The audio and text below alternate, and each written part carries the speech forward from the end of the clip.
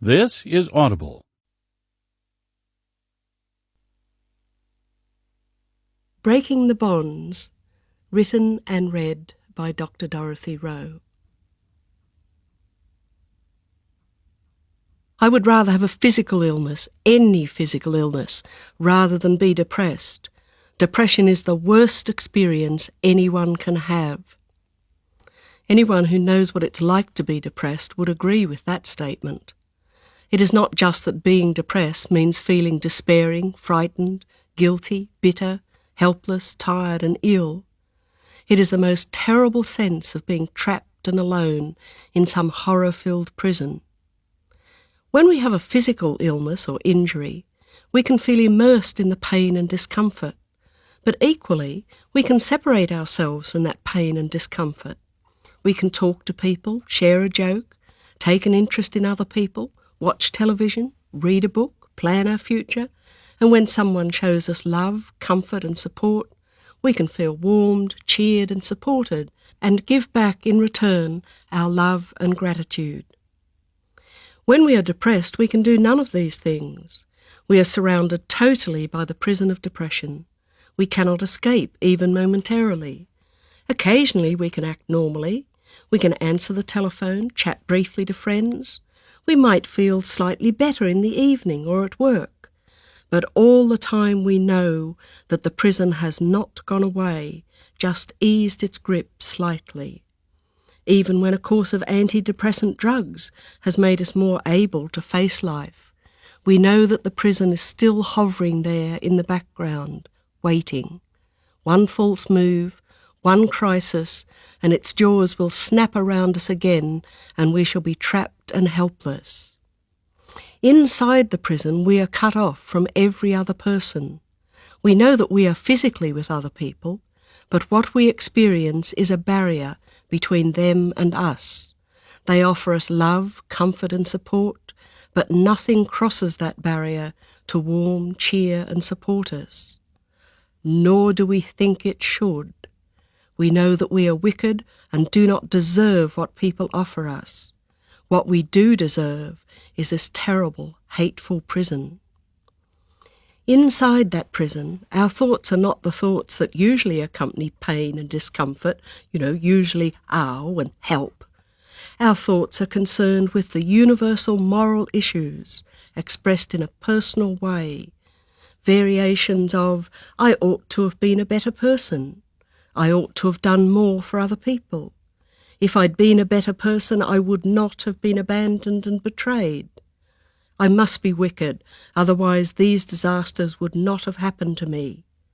I have obligations which I cannot meet. I cannot forgive myself for what I have done. No one, not even God, could forgive me. With these thoughts come the helpless, hopeless feelings of dread. Inside the prison of depression, we cannot escape from the turmoil of these moral issues. For everyone we meet, every newspaper story and television scene reminds us of our unmet obligations, our unfulfilled duties, our inadequacy and sense of intrinsic evil. We cannot endure this isolation, but we fear other people and feel that we must shut ourselves away. We long for death, but fear the aloneness of death and the punishments which could lie beyond it. When we try to understand what is happening, the experts give us some very confusing answers. We know that what we are feeling is markedly different from a physical illness, yet the doctors tell us it is a physical illness. They talk of biochemical changes, or of a depression gene, or, if you're a woman, they say, it's your hormones, my dear. We're in no fit state to read the psychiatrist's own research and discover that it shows that there is no gene for depression. There is no consistent biochemical change that occurs while people are depressed or before people become depressed, which it would need to do if it were the cause of depression.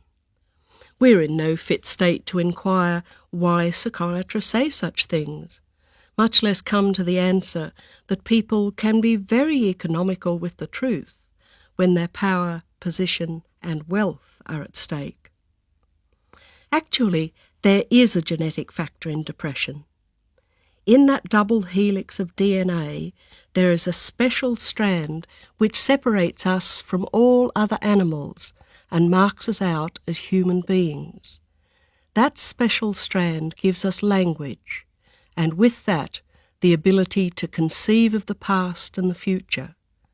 Using these abilities, we can look to the future with hope and courage, or fear and despair.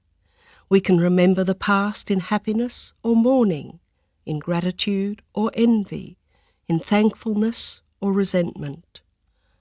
Using these abilities, we conceive not just of is, but ought, and create for ourselves two worlds of meaning, the world as it is and the world as it ought to be.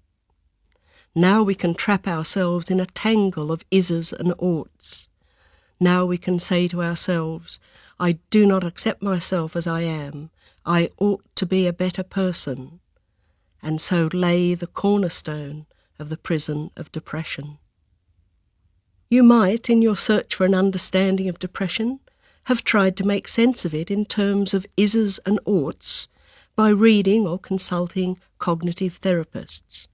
They can be very helpful, for they can make you aware of how you tend to think in extremes, like thinking nobody cares about me, instead of thinking, well, some people don't care about me, but some do. And they can suggest some practical ways of organising your life. But when they tell you you are thinking irrationally or dysfunctionally, you hear this as another put down and feel that ever so familiar stab to the heart. You might, in your search for understanding, read some books which give a religious or spiritual answer to your problem. Some of these books might just heighten your sense of badness and inadequacy, but others do offer consolation. However, most of them advise you to put your trust in God or some spiritual power, and this is just what you cannot do. When we have been repeatedly hurt by the people we trusted, we learn to be very careful where we place our trust. And if we cannot trust the people we see, how can we trust an unknown, unknowable God? Moreover, if you believe in God, when you become depressed, you find that God, like everyone else, seems far away, and worse, the more you hate yourself, the more you feel God will never forgive you. Whenever we come across someone who says to us, believe as I do and all will be well, it is very tempting to say, right, I'll do that. However, we cannot change our beliefs about the purpose of life and the nature of death in the way that we can change our beliefs about the best breakfast cereal. Our beliefs about the purpose of life and the nature of death relate to our own inner truth. And even though we may hide or deny our inner truth, it never disappears, and it speaks to us clearly.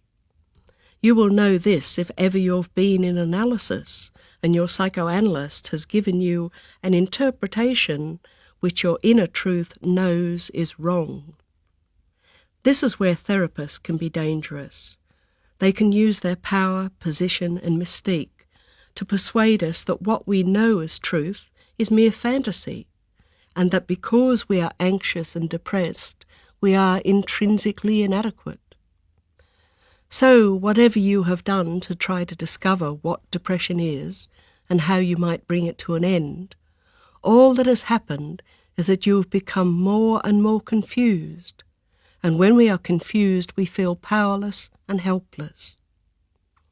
The reason I wrote Breaking the Bonds was to help you sort out your confusion and regain that which is rightly yours, the power to understand yourself and the society in which you live, so that you can make the best decisions about how you should live your life.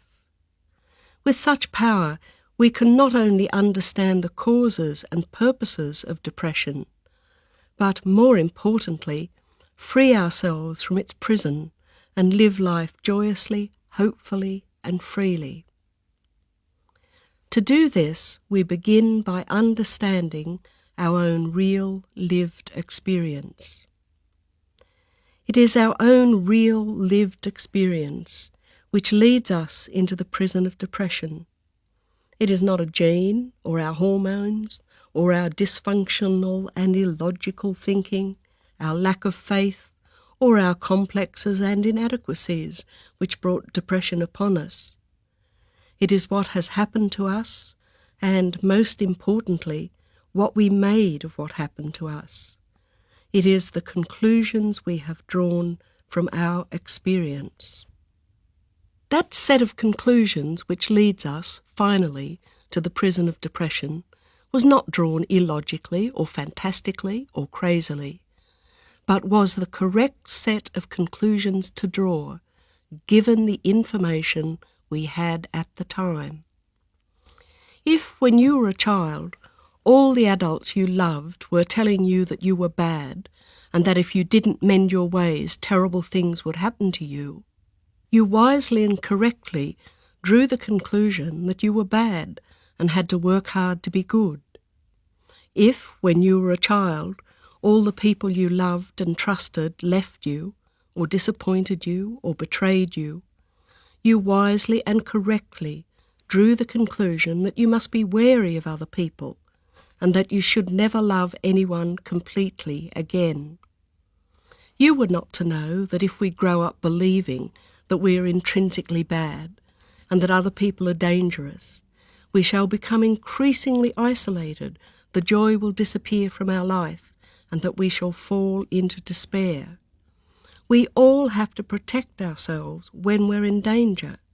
The business of life is to live, and that is what we all try to do. The reason we get into a tangle and become depressed is because we fail to go back and check whether the conclusions we drew as children still apply in our lives. We all fail to do this simply because there's not enough time to be forever checking our conclusions. When we were children, we drew the conclusion that we should not put our hand in a fire because fire burns. When we grow up, we don't every day say to ourselves, "I'll check to see if it's still not safe to touch fire." We just go on acting as if fire burns. Similarly, many of us, when we were children, drew the wise and correct conclusion that we should not say what we think because the adults around us would punish us if we did. When we grow up, we can fail to check this conclusion and thus go on acting as if other people will punish us if we say what we think. Never daring to say what you think leads inevitably to missing out on many things which would give you pleasure and confidence, and prevents you from discovering how joyous it is to share your thoughts with another person. As a child, your conclusion to keep your thoughts to yourself was a wise conclusion. As an adult, all you need to do is to check whether this conclusion still applies, or whether it could be modified. For instance, in conversations with your parents, you might still need to be careful about what you say, but with close friends, you can speak openly. All too often in life, we neglect to take proper account of the stuff of our heart, our own inner truth. All too often, people tell us that our own inner truth is wrong, crazy, unacceptable. If you are depressed, perhaps some people have silenced you by saying, "That's not you speaking, it's your illness."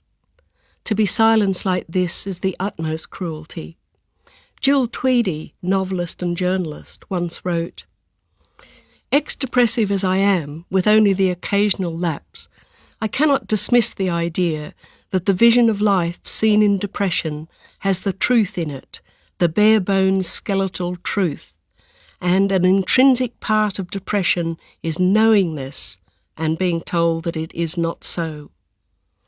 Reality, however terrible, is bearable if others allow its reality. When they refuse you that, when they skip around you pretending you've got it wrong, that's rock bottom time." Somehow, if we can face the bare-bones skeletal truth, we can find the courage to go on with our lives. We can find the courage because, as the ordinary people we are brave. Everyday life is full of uncertainties, accidents, illnesses, misunderstandings. However, sometimes we lose our nerve. Sometimes our courage falters and we can feel great fear. This happens when we lose confidence in ourselves and we find that there is an unacceptable discrepancy between what we thought our life was and what it actually is. Such a discovery is made by just about all of us at some point in our lives. Then we feel an immense fear which threatens to overwhelm and annihilate us. One way of dealing with this fear is to lock ourselves in the prison of depression. In there we can shut out other disturbances and give ourselves time to think things through and so come to terms with the discrepancy between what our life is and what we want it to be. For some of us, coming to terms with the discrepancy and building another life is not too difficult, and so our period of depression is brief. However, for others, the task is much more difficult. So much has been staked and lost, so much time and effort has been wasted, and so few alternatives for the future are on offer.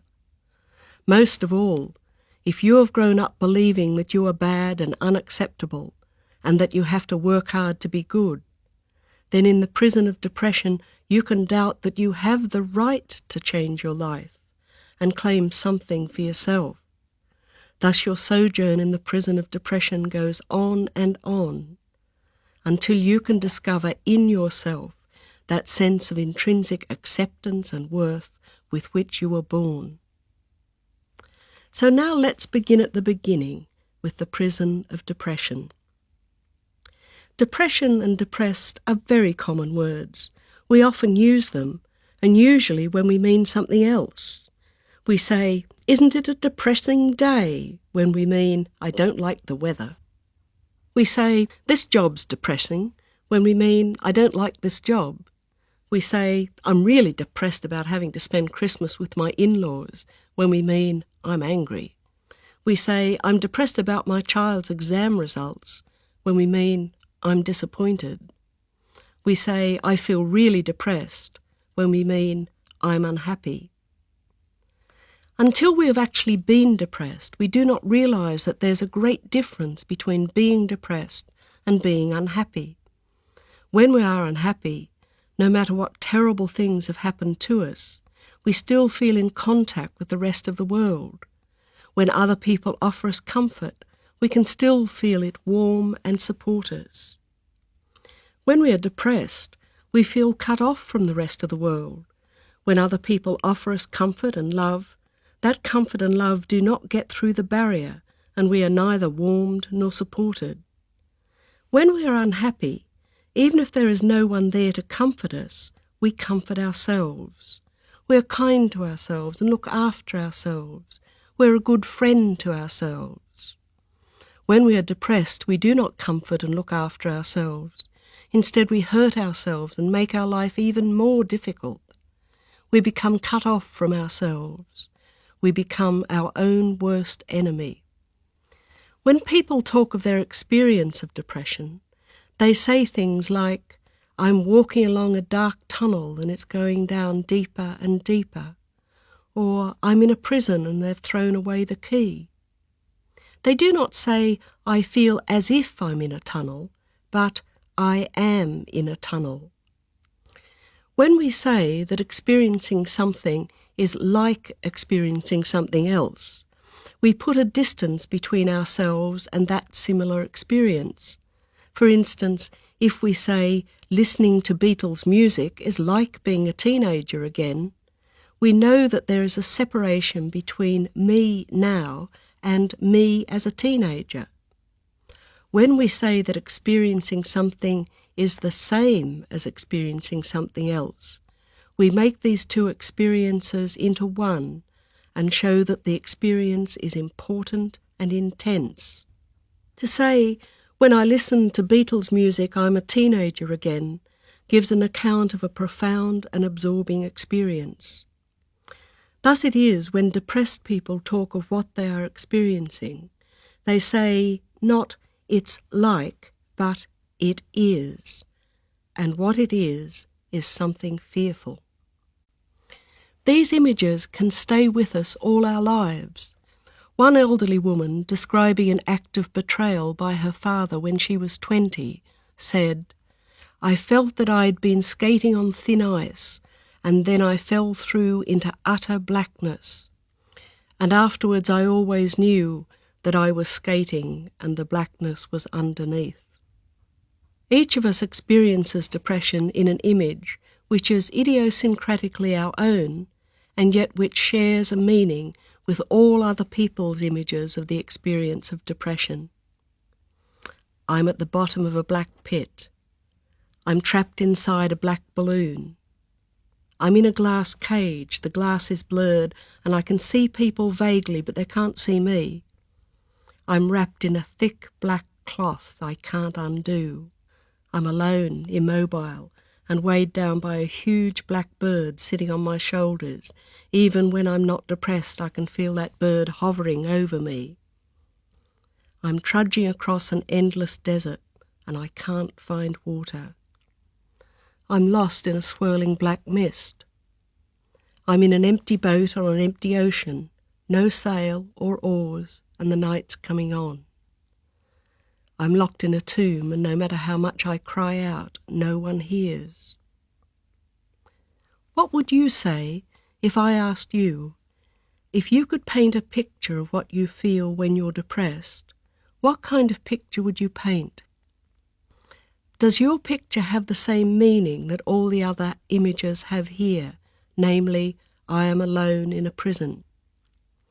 If you're simply unhappy, your image would not have the quality of you being alone and trapped in some kind of prison. For instance, an unhappy person might say, I feel I'm at my attic window looking out on a cold, wet day. If asked, can you leave the attic? An unhappy person will say, well, yes, I can go downstairs and be with my family.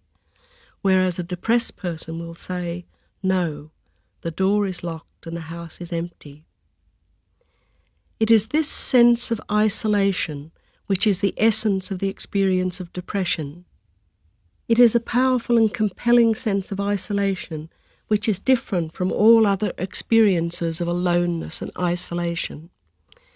In those other experiences, you could have, if you'd chosen, contacted other people. From your camp in the woods, you could have gone back home. From your lonely college room, you could have found a phone and called friends. But from the prison of depression, there is no path, no telephone that will connect you. All paths peter out, all telephone lines are down. You are surrounded by a wall which, though it is invisible, is impenetrable. Outside the wall, those who know you realize that the wall is there. They reach out to you, and though their hands may touch your flesh, what they feel is the wall which resists all their love and entreaties. Their cries of, "You're shutting me out, and I can't get through to you," are not empty cliches, but reports of real experience. To them, the wall is as palpable as it is invisible. Banging our head against a wall is frustrating, but what makes the wall around the depressed person doubly frustrating is that the person inside knows and the person outside senses that in some way the person inside wants to be there. The prison of depression is so horrible that it seems inconceivable that anyone would choose to enter it. Yet, as anyone who's been there knows, inside the prison of depression, you are safe from all those forces on the outside which threaten to overwhelm you. All the horrors and disappointments of the outside world lie far beyond the walls of your prison and have less power to frighten you or even claim your attention. And all the demands, importunings, expectations, and criticisms from your loved ones do not penetrate the walls to inflict their usual hurt. So, as the prisoner and jailer, you stay safe in your prison. However, life in the prison is not pleasant. Your only company is your jailer, and you are a cruel jailer, taunting yourself with even worse criticisms than those you have shut outside. "You're bad," your jailer says. "It's your fault. Everything has gone wrong." With only the cruel jailer for company, you start to feel the worst torture human beings can ever experience: complete isolation. As torturers the world over know, courageous people can withstand the greatest physical pain, but the one torture which will destroy the strongest person is complete isolation. We all need other people, just as we need air, food, and water. Without other people, our body aches, then ceases to function properly, and becomes vulnerable to illnesses, while our mind, without the encounter of other minds, loses its capacity to distinguish its own contents from the contents of the world around it. Visions in the mind's eye seem like objects in the real world, while objects in the real world take on sinister, persecutory meanings. Thus, the isolation of depression begins as a place of safety and goes on to become a place of torture. What leads us to seek such a place of safety and to remain in it, even through such torture? It is fear, the greatest fear we can ever know. In my workshops where I talk about this fear, I find that only the very young participants don't know what I mean. People in their 20s and upwards, whether they've been depressed or not, know what I'm describing.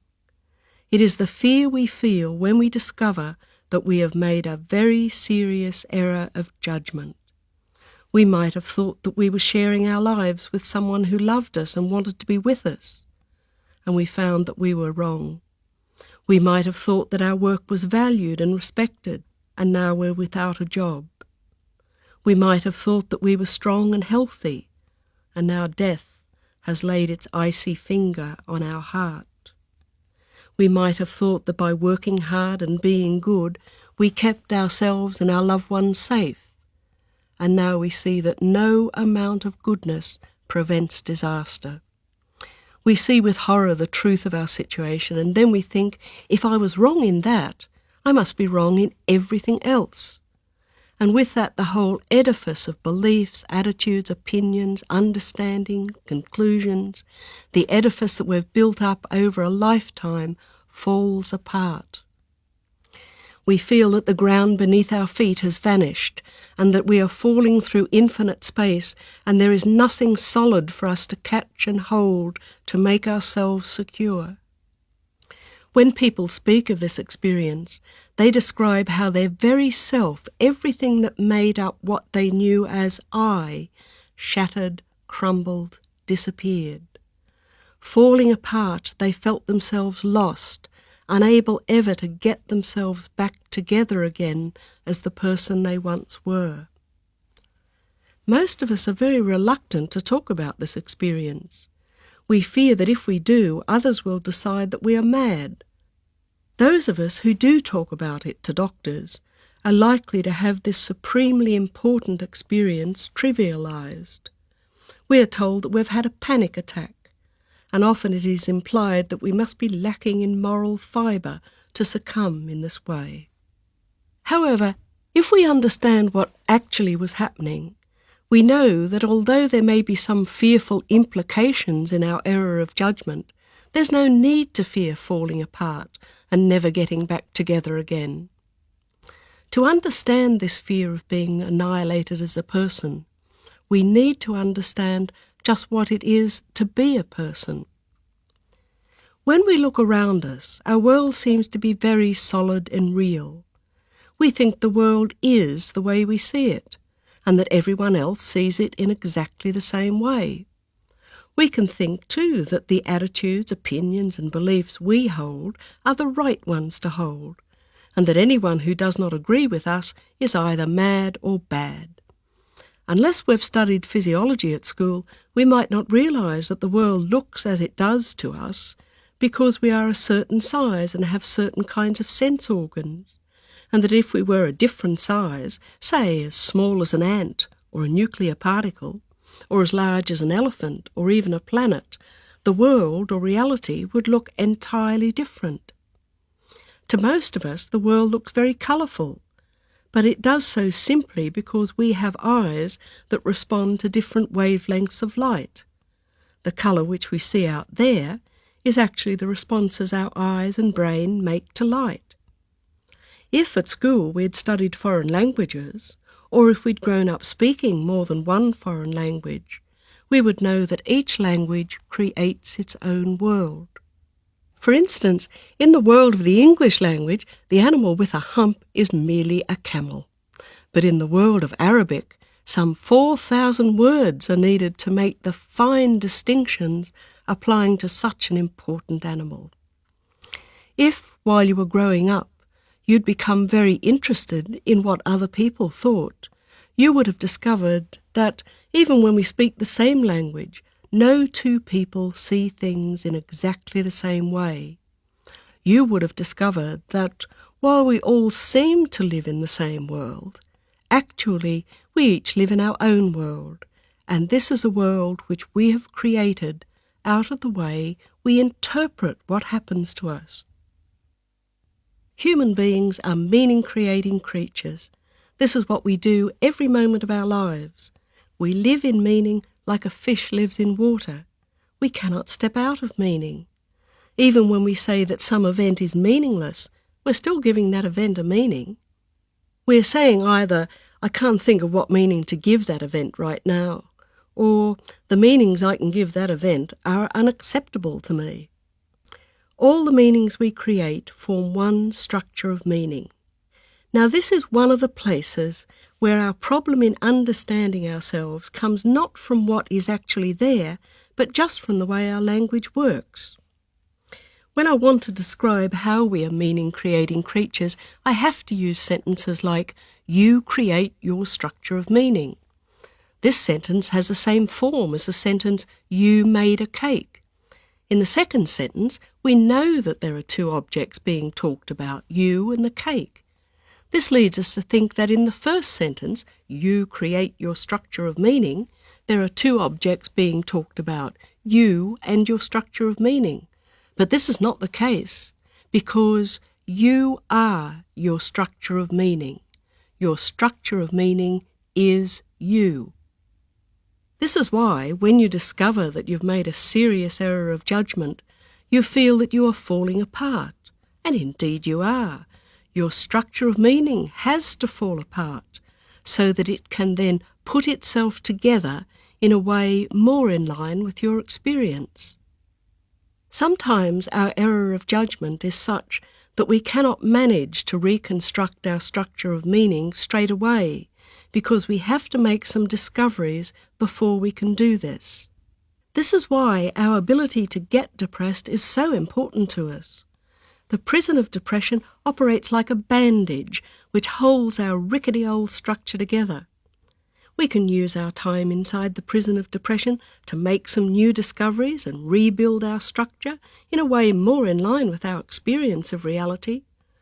Or we can go on insisting that we have not made a mistake and that reality must conform to what we want. If we do the first, we reach a stage where we no longer need to be depressed.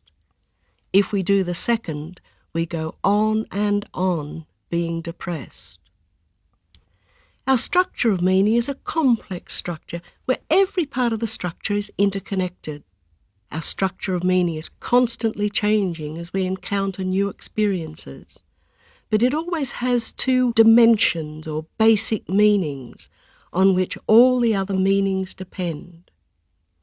These two basic dimensions are, first, how you experience your sense of existence and see the threat of the annihilation of your sense of existence, and, second, how you value and accept yourself.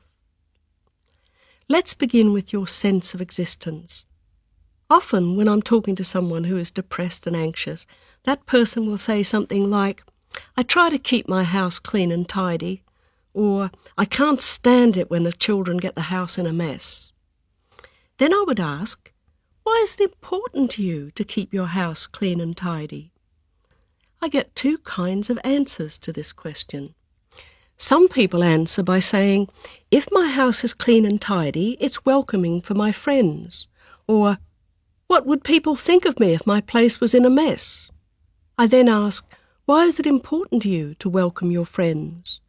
The answer is, because I like having friends around me. Why, I ask, is it important to you to have your friends around you? Because that is what life is about.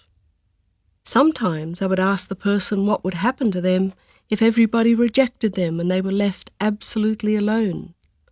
This is a very cruel question, for I'm asking the person to contemplate the circumstances which they see as the ones which would annihilate them as a person.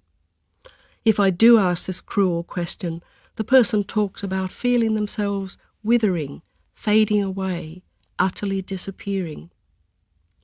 What these people are saying about their meaning structure is that they experience their sense of existence as being in relationship to other people, and that they see the threat of annihilation as complete rejection and abandonment, whereupon they would fade away and disappear.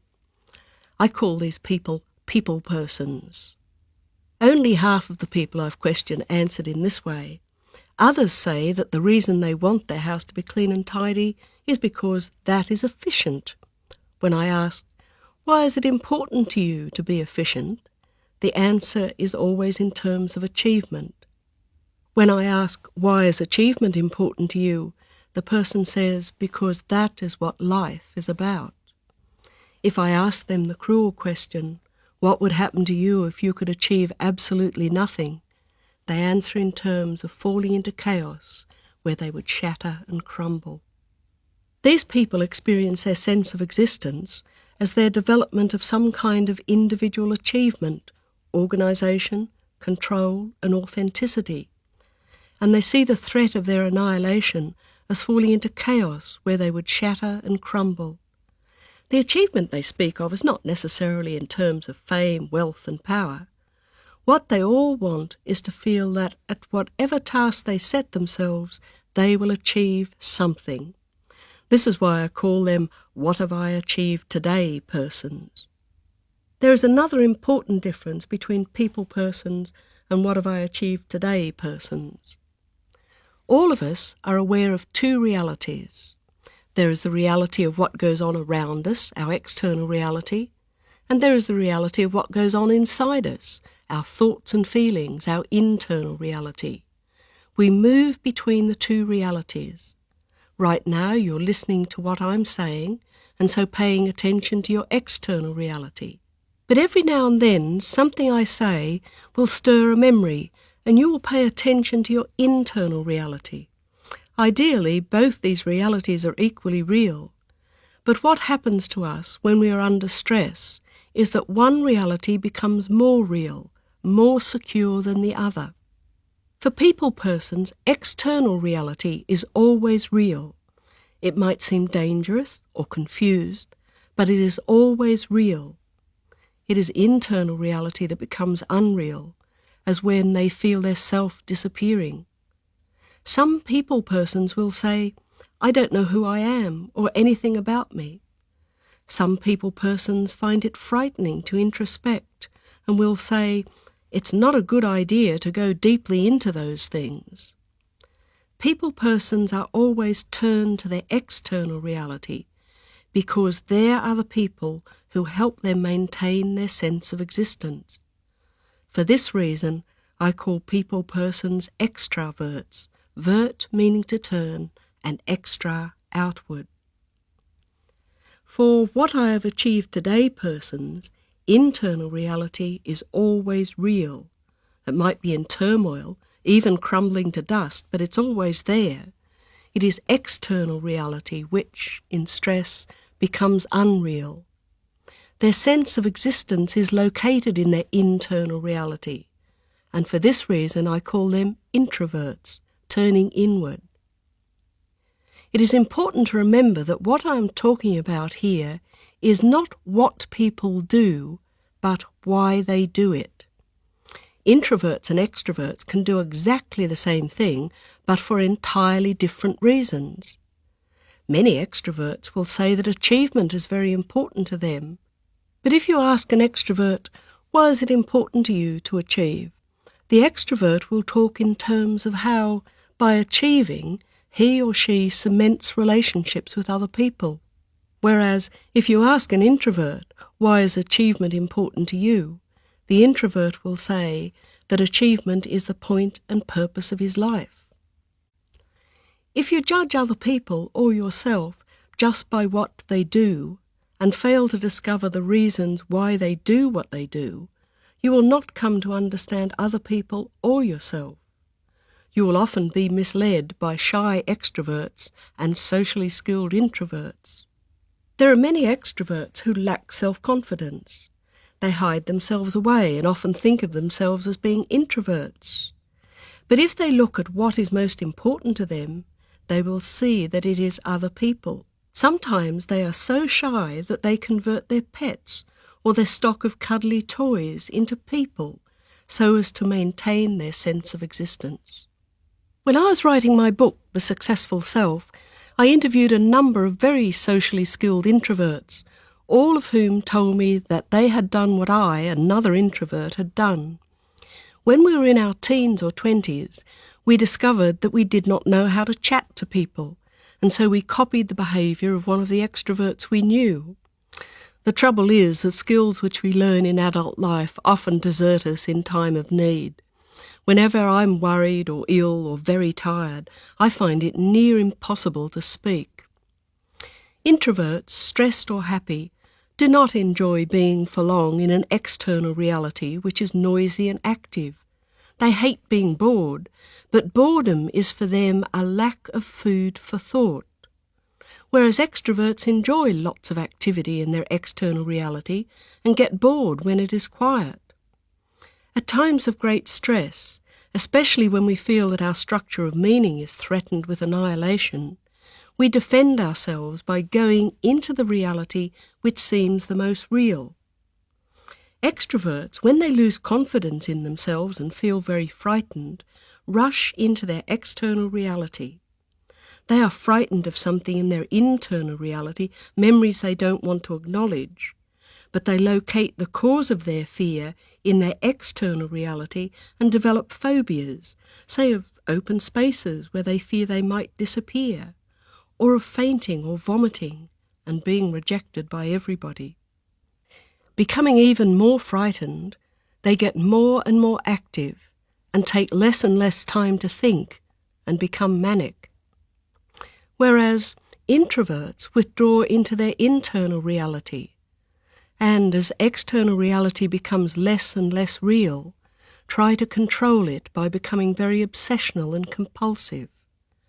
When reality becomes impossibly unreal, they cease to try to make sense of it in the ways that other people do, and so earn for themselves the diagnosis of schizophrenia. I've described how all of these processes work and how we can change them in my book Beyond Fear. However, extroverts and introverts can all use depression as a defence. Many of you have always known whether you are an introvert or an extrovert, although you might not have described your knowledge in the way that I do. Some people, however, don't know this about themselves. I have found quite a few people who don't know how they actually experience their sense of existence and see the threat of annihilation, because they cannot distinguish what they are from what their family told them they ought to be. If you are born into a family where you're expected to be a high achiever and you are an extrovert, you can spend a childhood being torn between wanting to please your parents and scared that your friends will reject you for being brainy. It is essential that we know what we experience as the purpose of our life and as the greatest threat to our sense of existence, because then we can organise our lives so as to include what is vital and what will keep us safe. If you are an extrovert, you must build up good relationships with many different people. If you are an introvert, you must have something in your life which gives you a sense of achievement. But to do this, you must be able to value and accept yourself. And this is just what depressed people cannot do. When you were born, you entered the world full of unself-conscious self-confidence. You didn't lie in your cradle wondering whether you had the right to be there. When people smiled at you and told you you were wonderful and that they loved you, you didn't think, "I don't deserve this."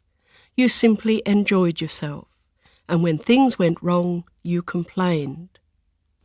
Yet a few months later, you were very different. You knew that your loving mother could suddenly become angry or cold and withdrawn, or not be there at all. And even though you didn't have the words to express it, you knew that this change, when her love was withdrawn and you were punished, was caused by you. There was something wrong with you. You were unsatisfactory. You were unacceptable. You were bad. How did this come about? Remember, I had said that our structure of meaning has two basic dimensions, one concerning how we experience our sense of existence and see the threat of the annihilation of ourself, and the other how we value and accept ourselves. In terms of this second dimension, you came into the world without a doubt that you were totally valuable and acceptable, and so you were quite unaware of this important part of your developing structure of meaning. But your experiences, or more importantly, the conclusions you drew from your experiences, created doubt, and you became increasingly aware of this dimension. Even before you had words to express it, this dimension meant, "As I am not acceptable. I must work hard to be good." To understand how this change came about, we need to understand just what we do when we create meaning. Whenever we encounter a new situation, we immediately have to make sense of it. We can do this only in terms of our past experience. For instance, you made sense of playing this audio tape in terms of your experience of playing audio tapes in the past. Next, we pass through the new situation, and at the end we draw a conclusion which becomes part of our meaning structure. You'll listen to this tape and then draw a conclusion, which you'll use to help you make decisions and predict the future. You might conclude that listening to the tape was a waste of time, or you might conclude that it was helpful and that you'll recommend it to other people. We acquire this ability to make sense of a new situation and draw conclusions from our experience some 18 weeks before we're born. We know this because nowadays there are so many babies who, in the womb, associate the pleasure of their mother sitting down and resting with the music of neighbours. When these babies are born, they look with pleasure towards the source of the music, the television screen, when the program comes on. So our meaning structure is in place and growing when we're born. We're eager to learn, and we rely on the adults around us to explain the world to us. They tell us who we are and what is happening and will happen. We have no reason to suspect that they do not always tell us the truth. Suppose when you were just 14 months old and very unsteady on your feet, your mother said to you, "Be careful where you're going or you'll fall over and hurt yourself." And you weren't careful and did fall over and did hurt yourself. One of the conclusions you drew from that was that your mother knew what's what, and she told you the truth. Suppose not long after this she said to you, "You're a bad child and you don't deserve to be loved." You can only conclude that she must be right. You're bad and nobody will love you.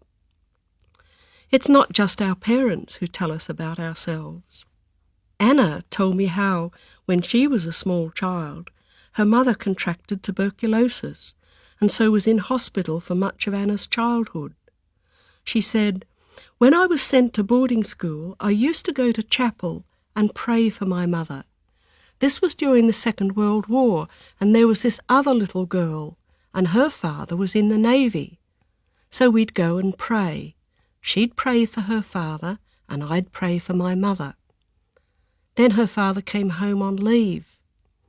I went to one of the nuns and said, 'Mary Jane's father's home, but my mother's still in hospital.' And she said, I guess you didn't pray enough, dear. I just had a double worry then, that my mother was sick and I hadn't prayed enough. I continued in that attitude, that I wasn't good enough. It's not just that other people tell us we are bad that convinces us that we must be. We also decide that for ourselves. The conclusion, I am not acceptable, prepares the way for the conclusion, I am bad, which we drew when we found ourselves trapped in a dangerous situation from which there was no escape. The dangerous situation was one where we were helpless and in the power of adults who were inflicting pain on us and on whom we depended. Perhaps we were being beaten or sexually abused or neglected and used. For some of us, the adults were deliberately inflicting pain and humiliation on us for their own ends, although for others the adults could do nothing else, for they were starving, or in mortal danger as in war, or they were ill, or overburdened by their own troubles. Or perhaps they had died, and we needed them desperately and they did not come. Perhaps most of us had parents who loved us and wanted the best for us, and they thought they could achieve this by beating us, or locking us up, or threatening never to love us again, or saying that we had caused them terrible pain, or were making them ill, or were criticizing us in contemptuous and degrading terms. Whatever the circumstances, we were small, helpless, trapped, and in pain. We may not have had the words to describe that situation, but we knew that the meaning of the situation was, I am being punished by my bad parent. We were, for a while, angry with our bad parent, but then a most terrible realization dawned on us. We were little and weak and dependent on a parent who was inflicting pain on us. We realized that we were in double jeopardy. What could we do? We could do what all people do when we cannot change what is happening. We redefine it. We give it another meaning. It is dangerous to suffer pain, but it is even more dangerous to be in the total power of someone who is bad. We couldn't stop the pain, but we could redefine our parent. Our parent is good, not bad. Why do good parents inflict pain on their children? Because the child is bad. So we redefined the situation. It is not, I am being punished by my bad parent, but I am bad and am being justly punished by my good parent. Now we were safe. We were still in pain, suffering, feeling guilty, but at least safe in the hands of a good parent. Why did we feel that we had to make this sacrifice of our sense of goodness and worth? What was in that situation which threatened us so much? Whether we are a child or an adult, whenever we find ourselves in a situation where we are totally in the power of other people, we are facing the greatest threat we can ever know, the threat of annihilation as a person. Even if the other people are kind to us, we're still in danger. For if they insist that we feel, think and act solely in the ways that they want, we will cease to be ourselves. We shall become an automaton, a puppet, a no thing. To preserve ourselves, we will make all kinds of adjustments. We try to be as disobedient as we dare. Some of us will decide that if we cannot live as ourselves, we will die as ourselves, either in heroic defiance or in suicide. Or we can change how we operate as a person. These may not be healthy alterations, but they enable us to survive. In the same way, when we are starving, we'll eat anything which enables us to survive. There are many things we can do to ourselves to preserve ourselves. Frequently, we choose one of the following. We can shut off our feelings and operate calmly, not letting our feelings come through and disturb us, perhaps even denying we have feelings. Or we can insist that everything is perfectly fine and resolutely forget every bad experience inflicted on us. Or we can split ourselves in two, making one part the person who lives an ordinary life and the other part the person who suffers horrible experiences. Or we can define ourselves as bad and deserving the terrible things that are done to us. Let's look at each of these adaptations in turn. First, shutting ourselves off and operating calmly, not letting our feelings come through to disturb us, perhaps even denying that we have feelings. What gets us into most trouble when we're children are our emotions. If we get angry, we're punished. If we're frightened, we're told not to be silly. If we're envious or jealous, we're told we're wicked. Even when we show our love, we're told we're too soft or too clingy. The only emotion adults encourage us to feel is guilt. So we have to find ways of keeping our emotions under control. For introvert children, emotions pose a particular threat. They are disorganized and so threaten a loss of control. So introvert children need to develop ways of keeping their emotions under control. If you're an introvert, you'll know how readily you can make yourself feel calm while a crisis rages all around you. However, such calmness can get you into trouble. Extroverts scorn you for apparently having no feelings. Worse, if you never allow yourself to feel and express your feelings, you cease to be able to make proper sense of what is happening to you. By proper sense, I mean striving to get as close to the truth as it is possible to be. Discovering what the truth of any situation is always difficult, but we, both introverts and extroverts, make it impossible to get anywhere near the truth if we lie to ourselves. Provided you have a good memory, you can, on occasion, lie to other people and get away with it. But when you lie to yourself, you always come to grief. In times of crisis, there is a world of difference between saying to yourself, I'm going to keep calm, I'll get upset about this later, and I'm not upset. The first statement is a recognition of what is happening and a plan for dealing with it effectively. The second statement is a lie, and if we do not let ourselves know the truth of a situation, we can never deal with it effectively. Neither in our internal nor external reality do things disappear simply because we say they do not exist. When you're about to be run over by a bus, you can't save yourself by saying, there's no bus here. When you're consumed by emotion, you can't save yourself by saying, I'm not upset. Emotions do not disappear when we deny their existence. Denied anger can burst forth in uncontrolled rage, often against inappropriate objects, like our children. Denied fear and anger can interfere with the effective functioning of our autoimmune system, and thus make us prey to all kinds of diseases. Denied fear, anger, and murderous hate can reappear in compulsively repeated fantasies which threaten to be acted upon, and so have to be guarded against with repeated obsessions. Thus, a woman haunted by a fantasy that she might injure her family will go on and on cleaning her house. In our society, many men, both introverts and extroverts, have been taught to lie to themselves in order to become a real man.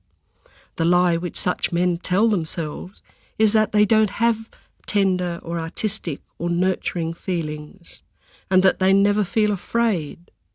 Thus, they feel sex without love, anger without compassion, and since they can't feel part of the world and other people through their creative and nurturing feelings, they treat the world and other people as objects to be used and abused. The second adaptation we can make is insisting that everything is perfectly fine and resolutely forgetting every bad experience inflicted on us. For a lie to be effective, it needs to contain a kernel of truth. I suppose this is why when we lie to ourselves, we do so in the reality which is most real to us. Introverts' lies to themselves are about internal reality.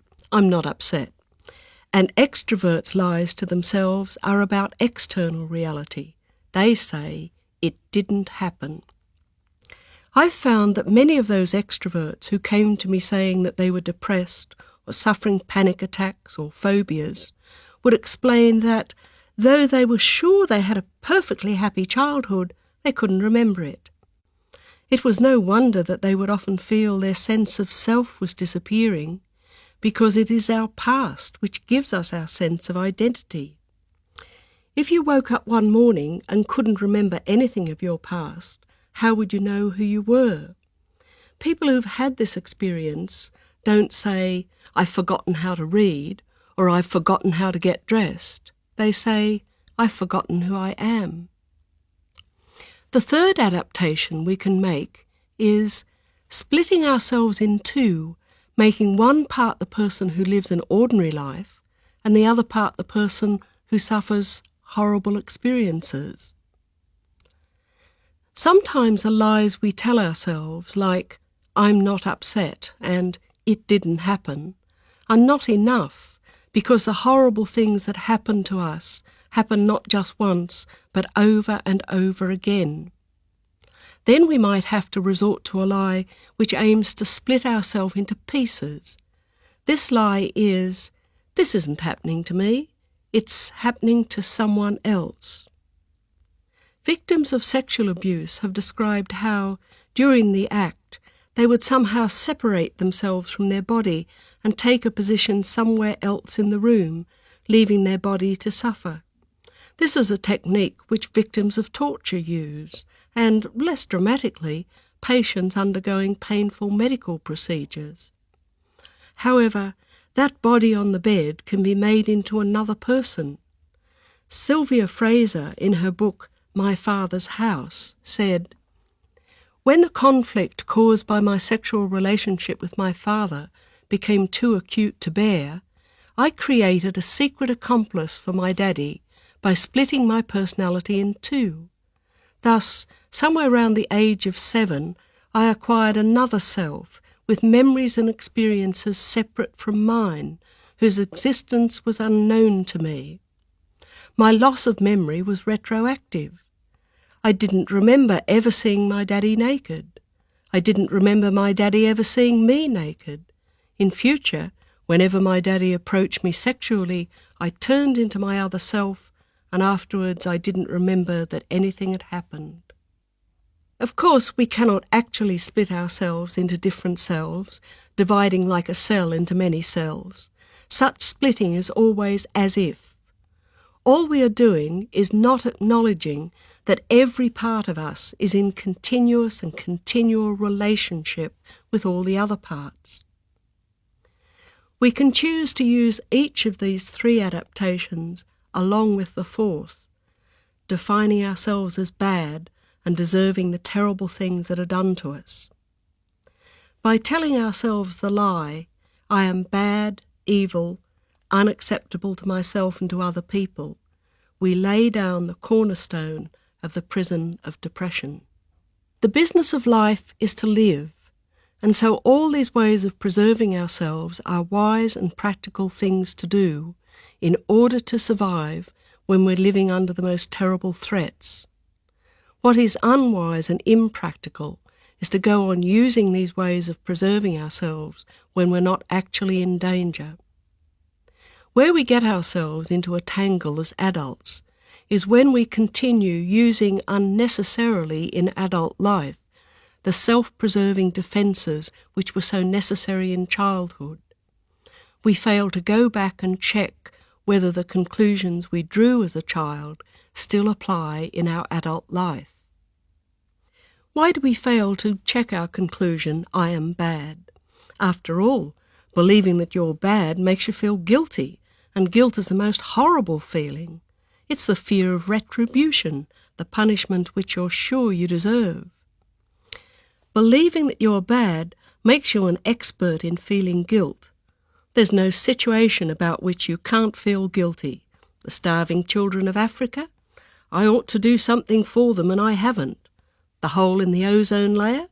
I drive a car, so it's my fault. You, as the expert in guilt, feel responsible for ensuring the total happiness of your family, or for the total success of the organisation for which you work. As an expert in guilt, you can't live in the present. You're constantly worrying about the past and fearing the future. You can't enjoy happiness when it comes to you, for you believe that as night follows day, suffering follows joy. Why do we go on feeling guilty? Because by feeling guilty, we're declaring that we're not helpless. By feeling guilty, we're declaring, in the past I had the power to act differently and I chose the wrong way. By feeling guilty, we're declaring that we had the situation organised and under control, or could have done, and that we had the power to relate to and care for other people. Feeling guilty is a denial of helplessness. Feeling helpless takes you back to the time when you were weak and helpless and in the power of dangerous adults. Rather than experience again that terror, you prefer to feel guilty. Because you won't risk the terror to reappraise your conclusion that you're bad, you prevent yourself from discovering that your situation has changed.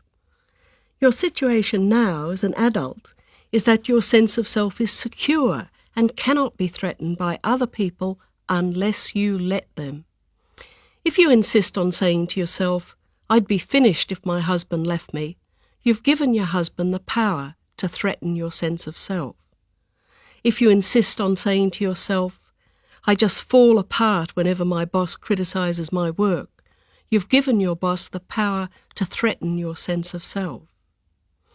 However, if you say to yourself, "It'd be tough if my husband left me, but I'd survive," your husband then cannot threaten your sense of self. If you say to yourself, "I'll take account of reasonable and constructive criticism of my work, but I'll reject criticism from people who are fools or are being malicious, and I'll remember to distinguish criticisms of my work from criticisms of me," you are no longer helpless and in the power of other people. Whether we remain forever fearful that we're not good enough and painfully sensitive to hurt, or whether, as some people do, we try to hide our sense of badness by taking pride in our efforts to be good, and criticising, even punishing cruelly, those who don't reach the standards we've set ourselves, we have, if we're to survive, to give ourselves hope. We hope that our efforts to be good will be rewarded. When we were small children, we discovered that there was a law of the universe. If you're bad, you get punished. True, there were times when we're bad and didn't get punished, and times we got punished when we'd done nothing wrong. But once we'd concluded that we were intrinsically and always bad, we knew that whatever punishment we got, we deserved it. Even if we'd done nothing wrong, we knew that we could have done something wrong.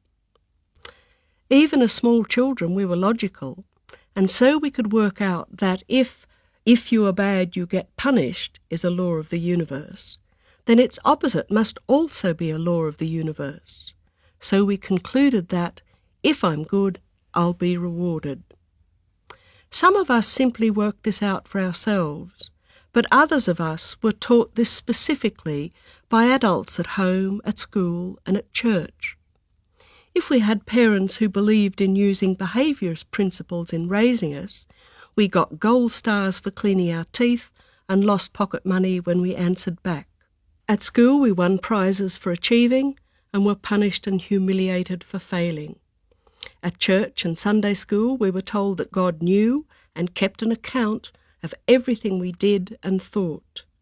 Some of us were warned of the tortures of hellfire, and some of us were promised that if we were good, Jesus would save us from all harm. But, whatever, the message was clear.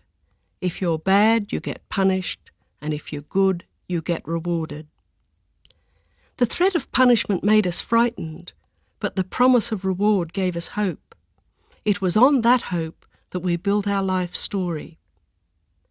When we were small children learning about badness and goodness, reward and punishment, we were also busy constructing the story of what our life would be. Our story begins with who we are and where we live, and goes on to tell how we intend to fulfil our ambitions and be loved by all, or at least by one significant other. It might be, when I grow up, Prince Charming will come along and fall in love with me, we'll get married and live happily ever after. Or it might be, when I grow up, I'm going to be rich and famous and greatly loved. Our story contains, too, scenes where we have our revenge on those who have injured us, and scenes where our true worth shall be revealed, and all those who have criticised and humiliated us will be ashamed, astounded, and lost in admiration for us. Best of all, there are scenes where we receive an abundance of rewards for all our strivings to be good and for all our sacrifices. Indeed, our whole story is a recompense for what we have suffered in childhood. In that time when we are creating our story, we're also making the greatest sacrifice, short of death, that we can make. We are giving up being ourselves. In learning to be clean, we had to learn not just the rules about bowels and bladders, but about washing hands, changing underwear, polishing shoes, and so on. Left to ourselves, we wouldn't have bothered about such things, but to be good, we had to give up pleasing ourselves, just as we had to give up pleasing ourselves in order to become unselfish and considerate. In learning to be responsible and hard-working, we had to give up a great deal of our desire to play. We often found ourselves doing what the adults around thought was good for us, rather than just letting us daydream or hang out with our friends. As babies, we laughed when we were happy, cried when we were sad, and yelled when we were angry. As children, we had to give up being ourselves as we learned to hide our emotions. We had to learn not to laugh in the wrong places, to look cheerful no matter how sad we were, and to be calm no matter how angry and frustrated we were. Since emotions are spontaneous, learning to inhibit them was tremendously difficult, and we often failed. As small girls, we were shown that we had to give up much of that assertive, active part of ourselves so as to become feminine. We were told that if we weren't feminine, we wouldn't be loved. As small boys, we were shown that we had to give up much of the gentle, nurturing part of ourselves so as to become masculine. We were told that if we weren't masculine, we'd be scorned. All of this sacrifice would have been intolerable if we could not, in constructing our story, believe that sooner or later we'd be rewarded for all our efforts to be good. Having prepared our story, we then proceeded to live it. Our story, as we live it, becomes the structure of our life. If we're lucky, our hopeful story and our actual life remain close together. We plan to marry Prince Charming and live happily ever after, and this is what we do. We plan to become rich and famous, and we achieve this. So long as our story and our life go along together, we forget that our story is nothing more than some ideas in our head. We take it to be an order of the universe. If we're lucky, if we are very, very lucky, nothing happens to make us question our belief. Few of us are so lucky. Over time, our story and our life diverge. This might be a gradual divergence as we slowly discover, perhaps, how unsatisfactory Prince Charmings are, or how riches and fame do not necessarily lead to happiness. Or it might be a sudden divergence caused by some loss or death or failure. Whichever, once we see the divergence, we realise that we have got things wrong. We see that our story is nothing but our imaginings, and that reality is something very different from what we thought it was. We'd gone round thinking that we were an individual in our own right, and we discover that we're not. We find that we're neglected, abused, and treated as an object of no importance. We had gone round thinking that we had secure and loving relationships, and we discover we're wrong. The people we love and rely on abandon, desert, and reject and betray us. We'd gone round thinking that other people relied on us, and we discover that they don't. The people we thought needed us show us that they don't need us, and the people we thought regarded us as indispensable show us that they can manage without us. We'd gone round thinking that we'd organised a secure life for ourselves, and we discover that we hadn't. Our security is destroyed, and our livelihood and possessions swept away. We'd gone round thinking that we were succeeding in gaining our goals, and we discover that we've failed. We are shamed and humiliated. We'd gone round thinking that we were meeting all our responsibilities, and we find that we've not done what we ought to have done. We are overwhelmed by guilt. We'd gone round thinking that we lived in a just world where our goodness would be rewarded, and we discover that no amount of goodness prevents disaster. We feel betrayed, resentful, and terrified. Such discoveries destroy the structure of our lives. Everything we thought was solid and real becomes fragile and ephemeral, especially the structure we thought of as ourself. We are consumed by the greatest terror. What can we do to save ourselves? Depression does not come on us by chance. It's not a random aberration of mind any more than it's a random aberration of our body. It's a defence we build for ourselves when we're in danger. Just as we can all move with surprising speed when we find ourselves in the path of a runaway bus, so we can jump into the defensive walls of depression with such speed that the prison seems to come upon us like a cloud descending out of the blue. Also, so long as we live our lives believing that we are bad and have to work hard to be good, we've already built most of the prison. All we need to do is set a few more bricks in place, and we've walled ourselves in. To understand how we do this, we need to think about how we experience getting along with other people, how we experience our environment, and how we think about our past and future. We're all aware of the sense of being alive. It is a sense of life which is inside us and which streams from us, joining us to other people, to the world we live in, and to ourselves. But our sense of life does this only when we feel safe. As soon as we feel in danger, we put up a barrier which holds in that sense of life and protects us from danger. The meanings we create either keep us in contact with everything or cut us off. I really like that person joins us to that person, while that person scares me cuts us off. I'm at home in the country joins us to our environment, while the city is just too dangerous cuts us off. I enjoyed school joins us to our past, while I never want to be a teenager again cuts us off. I quite like the idea of being old joins us to our future, while I'm scared of dying cuts us off. When we were babies, we had a set of beliefs which joined us to everything. Everything we encountered was interesting, every person we met was a friend, we were our own best friend. Then we started to find that parts of our environment were dangerous, just as our mother and other adults could be dangerous. We created an increasing number of conclusions which served to cut us off from other people, our environment, our past, and our future, but which served to keep us safe. We could use this skill of cutting ourselves off to save ourselves when we encountered a serious discrepancy between what we thought our life was and what it actually is.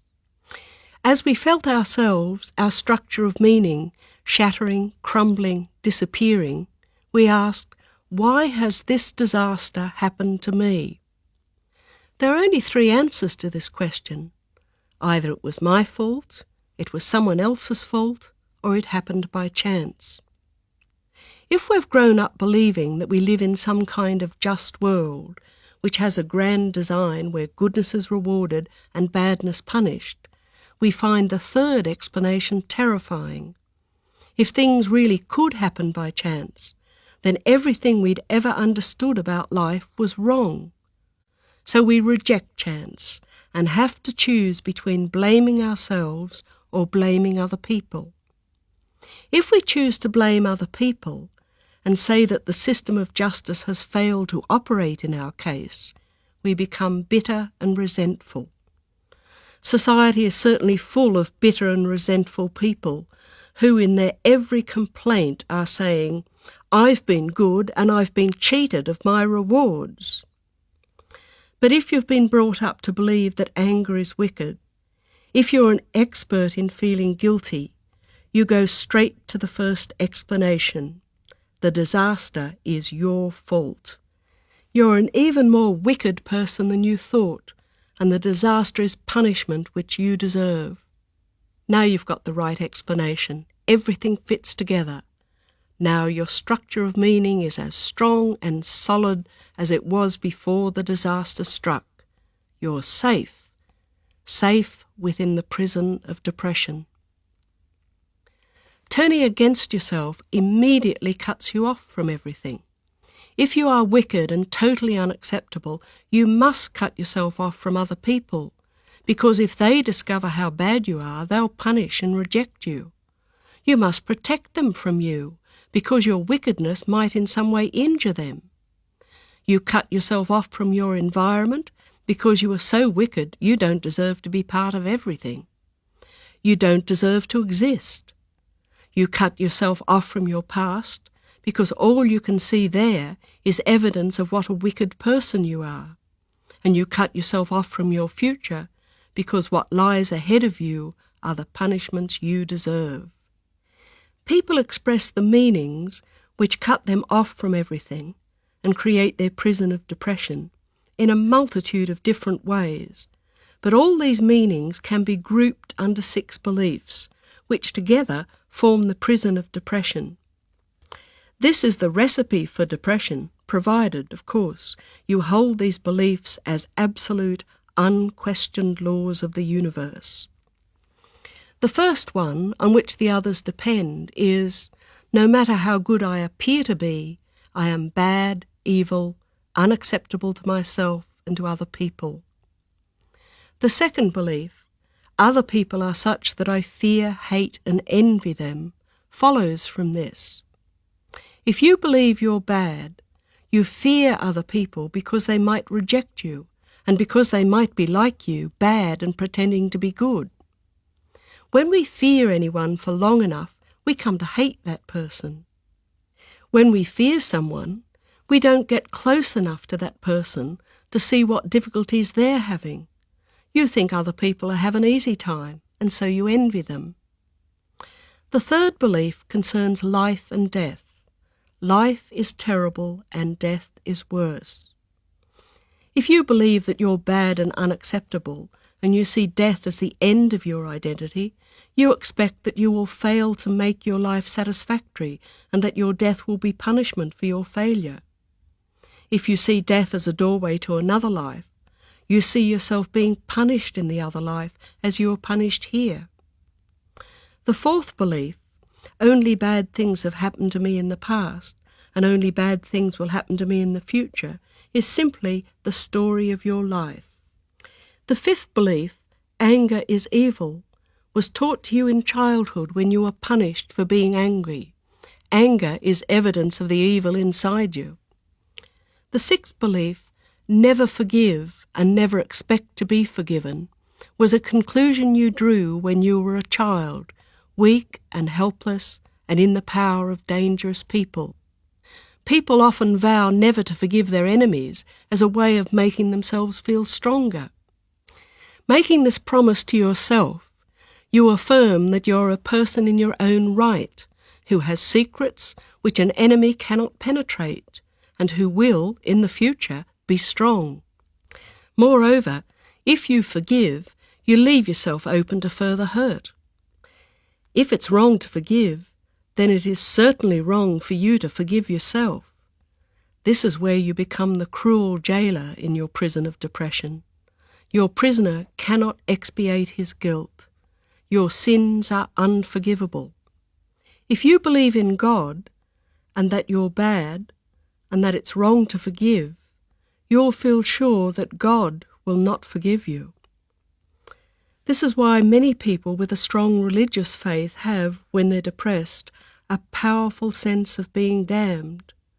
Psychiatrists call this irrational guilt and say that it's a symptom of endogenous or psychotic depression.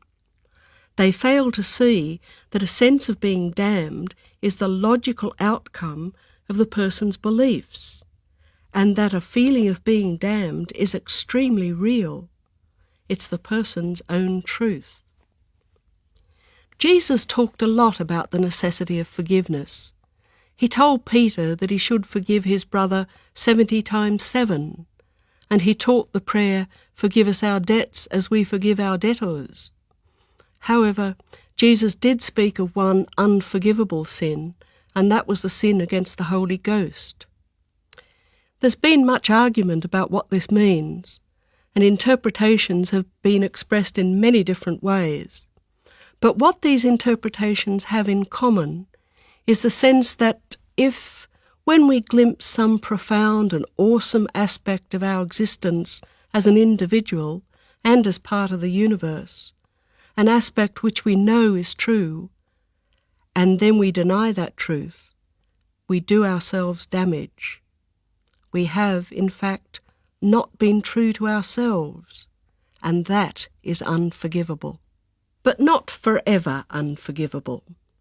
We can find our way back to our own truth. We were born with a sense of our own truth, of being ourselves, and with a sense of belonging. Then, bit by bit, we were forced to deny our truth and to give up being ourselves. As we gave up being ourselves, we lost our relationship to the world. We and it became alien, a stranger and afraid in a world I never made. In order to survive, we gave up the most valuable thing we could ever have. No amount of fame, sex, riches, and power can compare with the joy of being yourself at home in the world. No wonder we cannot forgive ourselves for such a loss. No wonder we feel we've been asked to pay too high a price for our survival. No wonder we feel cheated and bitter. Yet, if we stop for a moment and cease feeling unforgiving, resentful, bitter, and guilty about not being good enough, if we can just be still, we can discover something which we've always known. Our own truth is always there. We are always ourselves.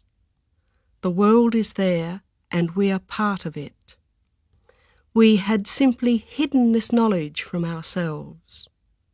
All we have to do is find it again. Why don't we rediscover this knowledge? Why do we stay locked in the prison of depression?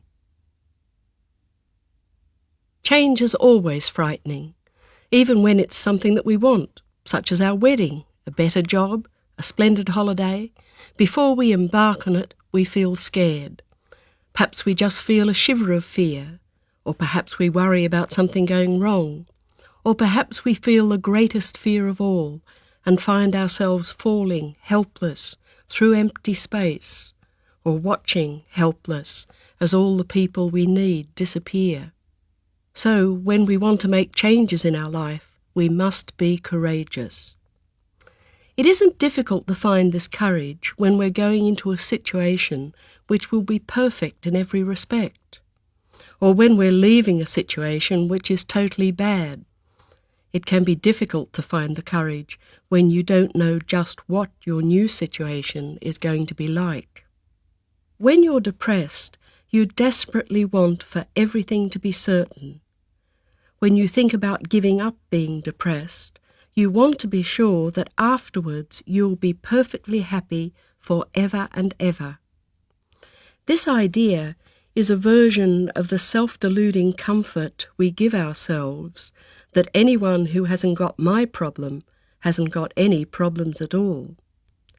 This idea is just part of the comfort blanket we each snuggle into when we feel disheartened. However, when we do look at people without the aid of our comfort blanket, we can see that every person has troubles to bear. You know quite well that no one is happy all the time. Thus, the uncertainty of what might befall you if you gave up being depressed can stop you from changing. Surely, though, being depressed is so utterly terrible that you would want to change and get out of it as soon as possible. But is it completely terrible? Whenever we do something which gives us nothing but pain, we try never to do that thing again. However, if we go on and on doing something which gives us pain, there is also in that activity something which gives us pleasure, or at least satisfaction. Nowadays, most people who smoke know what harm they're doing to themselves, but they go on smoking because it gives them pleasure and comfort. It is the advantages of being depressed which keep you depressed, not the pain. If depression was totally and absolutely bad, you wouldn't stay within its walls. To give up being depressed, you have to give up the advantages of being depressed, and that can be difficult. The first step is to make very clear to yourself just what these advantages are. Of course, since you hold firmly to the view that everything in your life and in you is totally bad, you will insist that there is nothing in your life which confers the slightest advantage. However, if you take a careful look at what goes on in life generally, you'll see that everything that happens has good implications and bad implications. For instance, an aeroplane crashes. The bad implication is that some people die. The good implication is that the airline improves its safety procedures, thus saving more lives. You believe that you're basically a bad person and have to work hard to be good. The bad implication is that you always feel unhappy, stressed, and needing to work harder. The good implication is that your achievements or your concern for others help other people. Everything in life is a mixture of good and bad, even depression. So what advantages do you get out of being depressed? First, I shall outline some of the possible advantages to you, such as certainty, pride, taking things personally, and hanging on to hopes. However, it's not just your advantages which serve to keep you depressed. It's also the advantages which other people get out of you being depressed, so I'll talk about that as well. Let's begin with the advantages of certainty. The unknown is always uncertain, so we say to ourselves, better the devil we know than the devil we don't know. At least with an old devil you can predict what he will do to you, and you have ways of protecting yourself from him. Perhaps changing would mean jumping out of the frying pan and into the fire. Consoling yourself like this, you can stick with your depression, and what can be more secure than the prison of depression, where every day is the same and nothing can get in to disturb you further. The shutting out of all uncertainties, disturbances, and uncontrollable threats is the essence of the defence of depression. Of course, the prison walls are not impermeable. Some things do break through to disturb you, and there are things inside you which you cannot shut out. But the defence of depression will shut out the great uncertainties, and though you feel miserable, you feel safe. You know that outside your prison there are all sorts of matters which need your attention. But to give these matters attention means encountering pain, and the pain of loss and disappointment is far, far sharper than physical pain. Inside the prison of depression, You can refuse to confront the situations you find painful. You can avoid seeing people, going places, and most of all, making decisions. Psychiatrists regard a depressed person's statement, "I can't make decisions," as a symptom of an illness, when really it's a defense. If you're trying to shut out all those matters which you find uncontrollable, threatening, and confusing, you can't give those matters the careful scrutiny they need if you're going to make a decision about them. These matters cause such turmoil in your mind that you decide that it's best not to decide. You can say, "I'm depressed, I can't make any decisions." By deciding not to decide, we can feel that everything bothersome will vanish and everything will remain the same. But, of course, things do not disappear just because we ignore them, and nothing does stay the same. Everything is changing all the time. We all like to pretend to ourselves that there are times in our lives when we don't make decisions. We say, "I won't decide about that," and overlook the fact that we have decided not to decide. Spending the day in bed with the blankets over your head is as much a decision as going out and facing the world. Decisions are easier to make when you know what the consequences will be. The consequences of spending the day in bed with the blankets over your head are fairly easy to predict. You'll miss a day's work, your home won't be clean, your family will complain, and so on.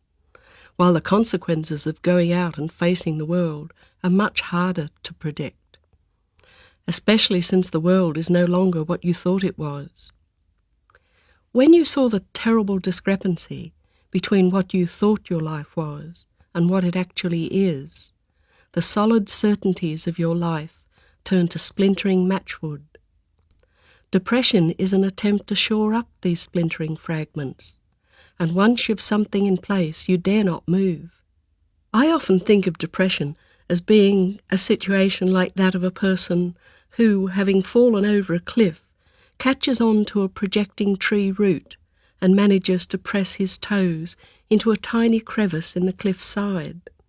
When someone from the top of the cliff throws down a rope, he dare not reach out for it, lest an untoward movement loosen the tree root, and he plunges into the abyss. Thus, making a decision whose consequences you couldn't predict or control could release the tree root or snap the fraying rope. Or so it seems to you, because you doubt yourself and mistrust change. Why regard change as dangerous? Why not regard change as opportunity, adventure, freedom? However, to come to this joyous way of regarding change, you have to give up something very important to you. You want security and freedom. What you have to give up is believing that it's possible to be both secure and free. We all want to be completely secure and completely free. We don't want to recognize that the more security we have, the less freedom, and the more freedom, the less security. We can work hard to get ourselves a secure income. We can marry someone steady and reliable. We can fit our home with secure locks and burglar alarms. We can live in a secure, law-abiding neighbourhood. And we can feel ourselves to be secure. But we're not free. We have responsibilities and obligations. Those people who understand the complementary nature of freedom and security know not to pay too high a price for security. They opt for a moderate amount of security and keep as much freedom as they can. They know that in the insecurity of freedom we can feel anxious, but we can also feel the bliss of letting things take their course. They can view alternative possibilities, change the way they think and act, and, most importantly, they can hope. Hope can exist only in a state of uncertainty. Total security means total certainty.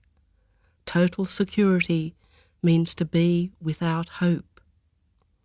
The prison of depression is built with blocks of total certainty. I am bad, evil, unacceptable to myself and other people, and all the certainties which follow from that. Certainty, security, no hope. To hope means to run the risk of disappointment, avoid disappointment, stay depressed. To be insecure means not to be in control, stay in control, stay depressed.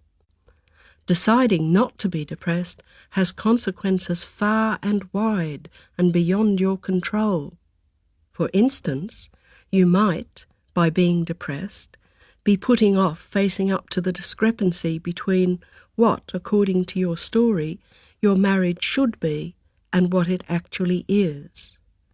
Once you give up being depressed, you'll have to decide what to do about your marriage, whether to change your marriage or leave it. Whichever you decide, your decision has consequences for you, your partner, and your relatives and friends. If you decide to give up being depressed, you'll abandon your belief that you're bad and unacceptable, and instead believe that you're valuable and acceptable. However, every conclusion you drew after you had decided, many years ago, that you were bad and unacceptable was based on this belief. Now all these conclusions need reviewing and changing. Now all new situations demand a new response from you. Now your history has to be revised and a new future planned. Now you have to think about a meaning of life that isn't based on reward and punishment. Now you have to find new ways of dealing with anger. Now you have to review all that unforgiveness and desire for revenge. Most of all, you have to consider how you will get along with other people. All the time you considered that you were bad and unacceptable, you had to keep a barrier between yourself and other people, while at the same time trying to hold on to them by controlling them. Now you've to learn simply to be yourself. However, you've few skills in dealing with people when you're simply yourself.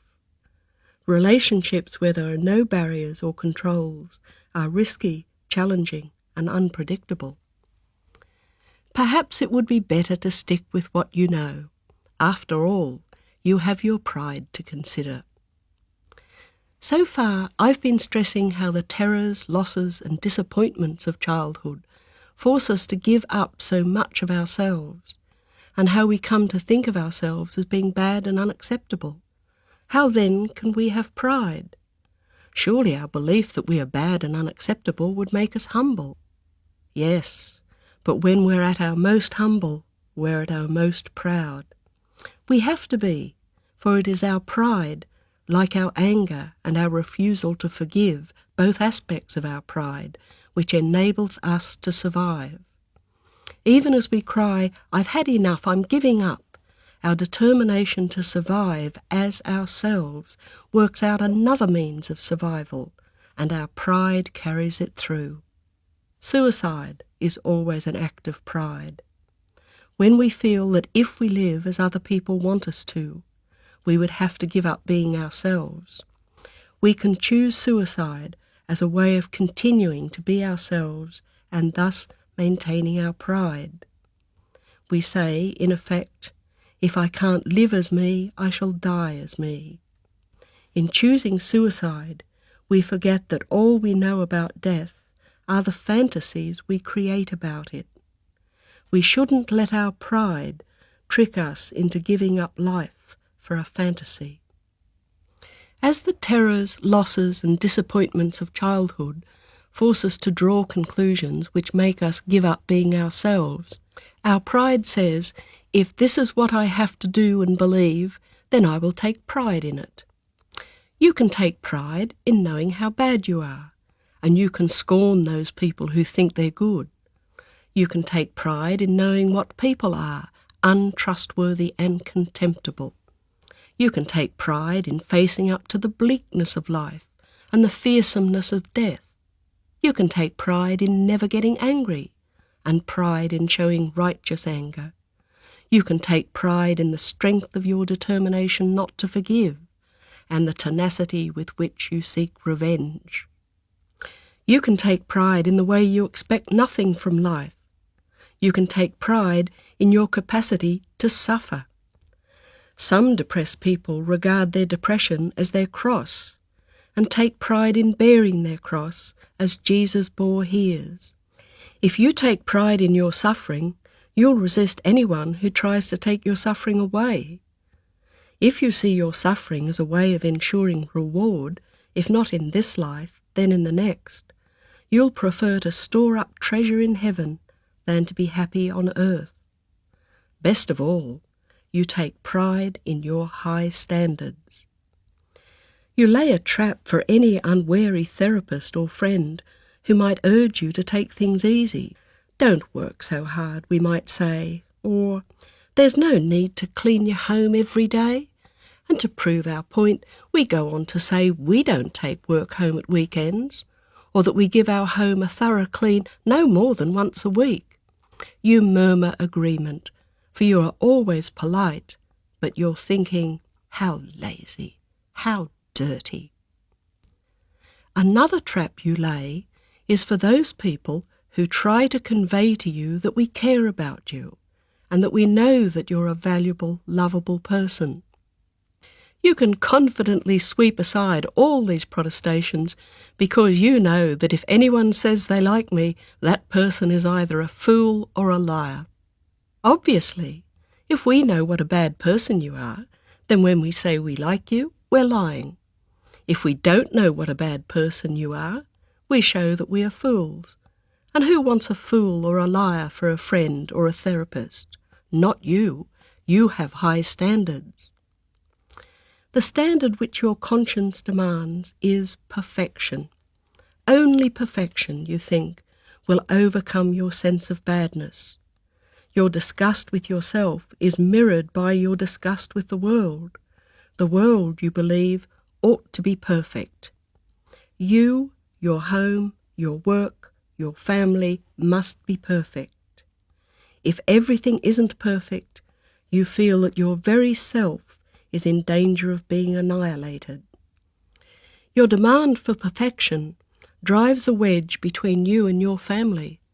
Although you know how the slightest word of criticism cuts you to the heart, this doesn't stop you from criticizing others. You might hurl at them the epithets you use against yourself, or you withdraw into a guilt-arousing silence. You'll protest that in demanding perfection, you're simply trying to do the best for your family. But the best, as you see it, is perfection, not what might realistically be achieved. The idea that we can actually make ourselves and our world perfect is another one of those fancies with which we'd like to delude ourselves. We forget that the only way we can know anything at all is when there is some kind of contrast. We know light only because there's dark, heat only because there's cold, life because there's death, and perfection only because there's imperfection. In heaven, we shall need to remember our life on earth if we're going to be aware of the perfection of heaven. If all we know in heaven is perfection, we shan't be able to recognize perfection. It would mean, too, that in heaven there'd be no humour, for we invented humour as a life-enhancing way of coping with imperfection. However, humour presents a problem for you, because while you might be skilled at using humour to get along with people while keeping them at a distance, and you might be even more skilled at using your wit to lacerate yourself, you're frightened of other people's humour lest they hurt you, and you're very sensitive.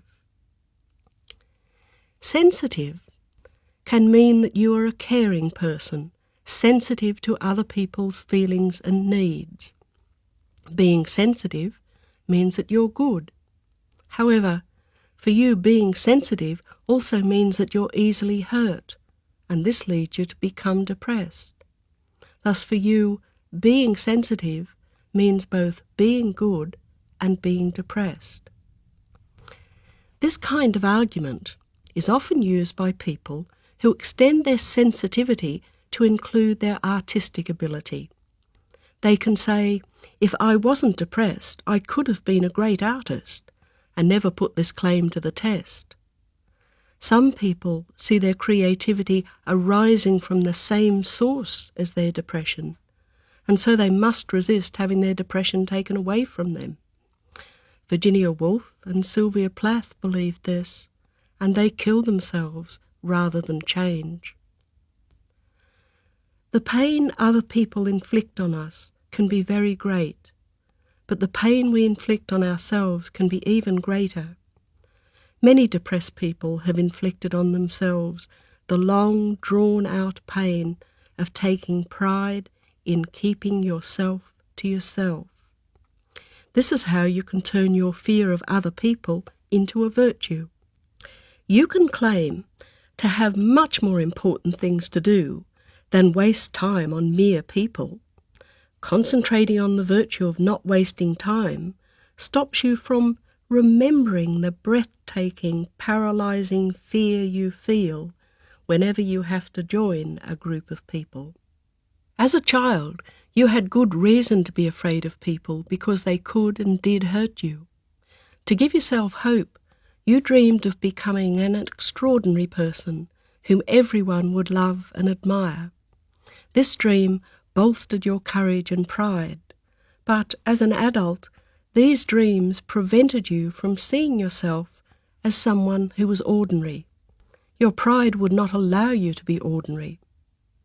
So you decided that if you couldn't be the most perfect, wonderful, intelligent, beautiful, admired, and loved person the universe has ever seen, you would become the worst, the most despicable, confused, evil, failure, and outcast that has ever existed. One of the most difficult things you have to do in dismantling your prison of depression is to come to see yourself as ordinary. Not humbly ordinary, taking pride in your ordinariness, but ordinary, part of the human race and everything that is. You'll know when you come to see yourself as ordinary, because then you're lovingly and gently amused by your idiosyncrasies, and you no longer take yourself 1,000,000% seriously. Pride is tricky. It can assert itself in a multitude of ways. It can save us, and it can destroy us. The medieval Christian church called pride the deadliest of the 7 deadly sins, because pride stops us from changing. The pride which stops us changing is contained in those beliefs which we constructed to shore up our self-esteem when, as children, we were being shown that we were not acceptable. We pretended to ourselves that we were really important. Just how important you feel is contained in how you always take things personally. Let me tell you the story about Harry and his problems at work. He said, "With my old boss, Ken, you could talk to him straight. We'd have some big arguments, but all the time we knew we were arguing about work. Afterwards, we'd just go on talking as usual, real friendly. But this new chap, it's impossible to have a reasonable discussion with him. Anything you might say that could be a criticism of him, he takes personally." To take things personally, you have to do 2 things. First, you have to interpret another person's words and actions as being intended to hurt you. Second, you have to grant that person the right to hurt you. Harry's old boss didn't take things personally because, first, he interpreted Harry's arguments as being directed at work and not at him. And second, when Harry pounded the table and called him an old goat, Ken wouldn't grant Harry the right to hurt him. He would brush Harry's abuse aside with, "That's just Harry letting off steam." Harry's new boss didn't have such self-confidence. He suspected that Harry resented him and interpreted Harry's criticisms about work as criticisms of him. He couldn't brush these criticisms aside because he was afraid of Harry, and so he granted Harry the right to hurt him. When we were children, we found that many people noticed us only to criticise and reject us. Our pride can lead us into extending that observation into the belief that everybody takes notice of me only to criticise, reject and hurt me. Even though we knew the rhyme, "Sticks and stones will break my bones, but names will never hurt me," because we were frightened of other people, we gave them the right to hurt us. Taking things personally is a statement of both our pride and our sense of inadequacy. It is also a refusal to accept reality and of laziness in thinking. The reality is that as much as we want people to notice us, most people won't do this. People are involved most of all with their own lives. Most of the things which people say and do which hurt us are not said and done with the intent to hurt us, but are done for reasons which have nothing to do with us at all. The reason your husband forgot your birthday was not because he wanted to hurt you, but because all his interest was wrapped up in his football team. The reason, when you were a child, your parents ignored you was not because they wanted to hurt you, but because they were involved in their own affairs. The laziness in our thinking is our refusal to make the effort to discriminate when people are actually trying to hurt us and when they are not. It is foolish to go through life thinking that no one is your enemy. It is foolish to go through life thinking that everyone is your enemy. Giving up taking things personally makes life so much more pleasant, but to give it up can be as hard as giving up certain hopes. When you were a small child, you conceived the hope that one day your parents would give you the true love that you needed to feel confirmed as a valuable and acceptable person. Will you go on hoping that one day they'll do this? Or will you come to accept that your parents can never do this? Sometimes our parents cannot fulfill our hopes for true love because they are not and can never be physically present in our lives. Sometimes our parents cannot fulfill our hopes for true love because of their own limitations. To give true love, a person must have a certain generosity and wisdom, and many people don't have these qualities. To be a child of such parents is unfortunate, but you shouldn't take it personally. After all, they wouldn't have been able to give true love to any child born to them. That's sad, but it's better to be sad and in contact with other people than to be depressed and alone. It's better to accept the sadness and relinquish the hope than go on year after fruitless year trying to get from your parents something which is not in their power to give. We think and talk about pride and taking things personally and hoping for our parents' love as if they were attributes inside us, when in fact they each exist only in relationship to other people. It's other people who cause us to bring our pride in its various forms into being. Other people who cause us to use our pride as a defence. And thus other people who make it so difficult for us to change. Depression arises out of our relationships with other people. It is a response to our relationships. It is a way of trying to organise and control our relationships. It's a way of negotiating our relationships. You can't understand why you need to be depressed, and you can't dismantle your depression until you understand what's happening in your relationships with all the people who play a part in your life. By doing so, you can see the pressures on you not to change. The pressure can come from yourself, because you believe that changing will have adverse effects on your relationships, and from other people who gain some advantage from you staying as you are.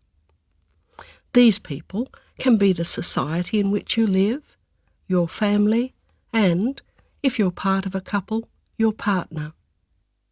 The society in which we live can thrust us into a role which doesn't suit us and insist that we shouldn't change.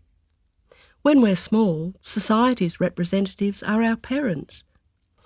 They teach us society's rules, and by encouraging, warning and punishing, they impressed on us the necessity of following society's rules. These rules lay down how men and women should behave, how members of each class, race, nationality and religion should behave. These rules are presented to us as absolute laws of the universe, unchangeable and unquestionable. We can gain security by accepting that these rules are absolute laws, and we can take great pride in the roles our sex, class, race, nationality and religion create. But this security and pride can stop us from changing.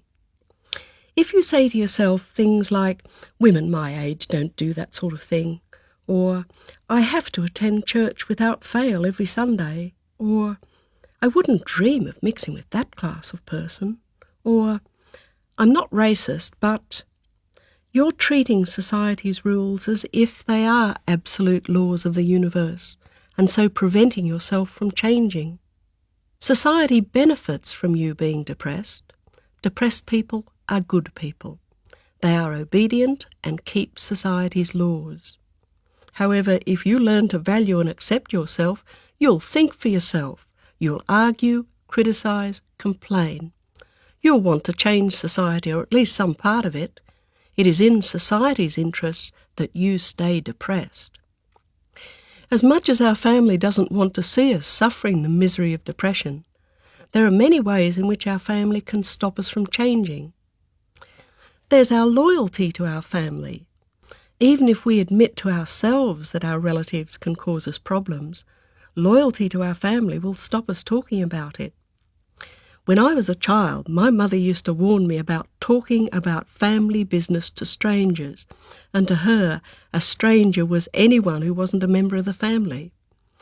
I've found that many children have received the same warning, so that if they became depressed, they would tell their psychiatrist that they had no reason to be depressed, that they had a perfectly happy marriage, their childhood was perfectly happy, and that they had perfect parents. Psychiatrists who wanted to believe that depression was a physical illness would pry no further into these matters. Often, our loyalty to our family prevents us from even admitting to ourselves that we have problems with our relatives. Even just acknowledging in the privacy of our own thoughts that our partner, or worse, our parents, have hurt us can make us feel very guilty. So, in striving to be good, we can maintain that our marriage is excellent and our parents paragons of virtue. Moreover, if we're parents ourselves, we become very wary of criticising our parents, especially if we have chosen to bring up our children in much the same way as we were brought up. We don't want to start feeling guilty about our children, so we decide that what happens to us in childhood has no effect in adult life. Deciding this doesn't stop us from expending much time and effort in getting our children educated and trying to train them to be clean, unaggressive, unselfish, hard-working, respectful, responsible and obedient. Instead, we hold two opposing beliefs. We believe that a child will remember how to be clean, unaggressive, unselfish, hard-working, respectful and obedient, but will forget how it feels to be used as a sexual object, or beaten, humiliated, abandoned, rejected, bereaved, or treated cruelly in any way. Thus, when our children turn out well, we can claim the credit.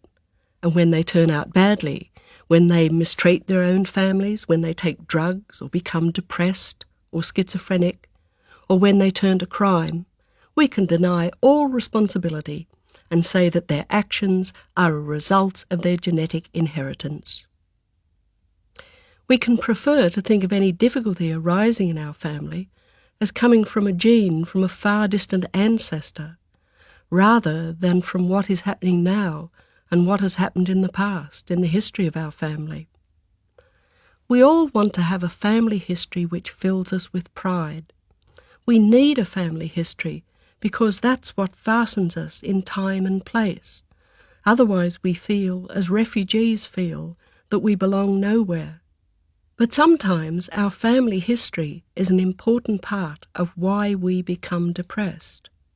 Jean's account of her family history shows just this. She wrote, "As far back as I can remember, I've been unable to speak about any of the problems I had, but I'm gradually overcoming this pattern. My mother was the same. She never complained, and her load was heavy. My father was violent to the animals on the farm, and very threatening and verbally abusive to us children. He expected that we would fulfill the role he chose, and to do, as he said, without question, instantly. My late brother wanted to go into the RAF, and I wanted to go into nursing, but my father wouldn't let us take up the scholarships we won.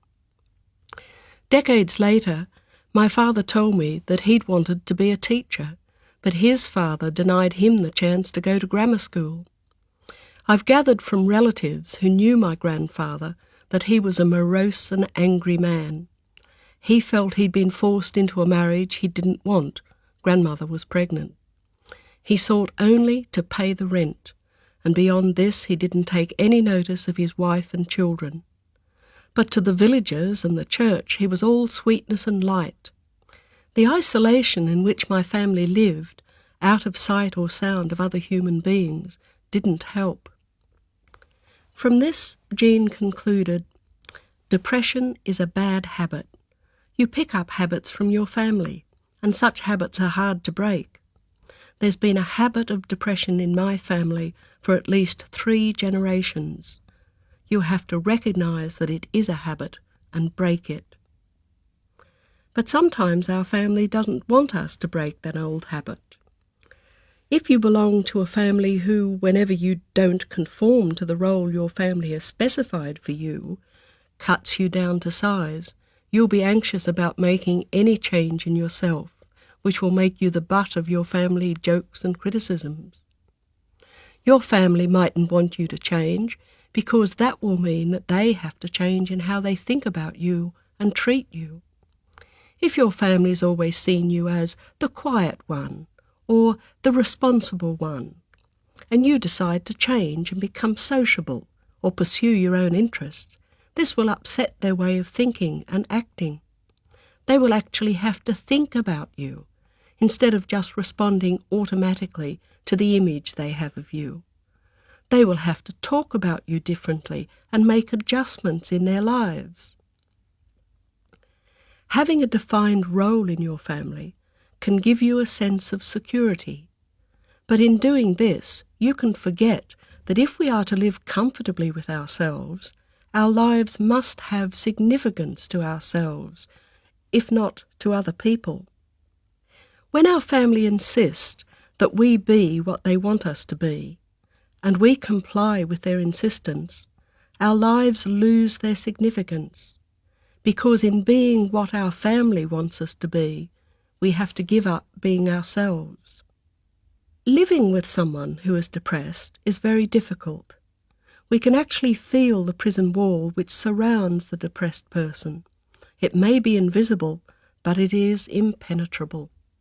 Hitting a wall whenever we offer love and comfort is very frustrating, and frustration creates anger.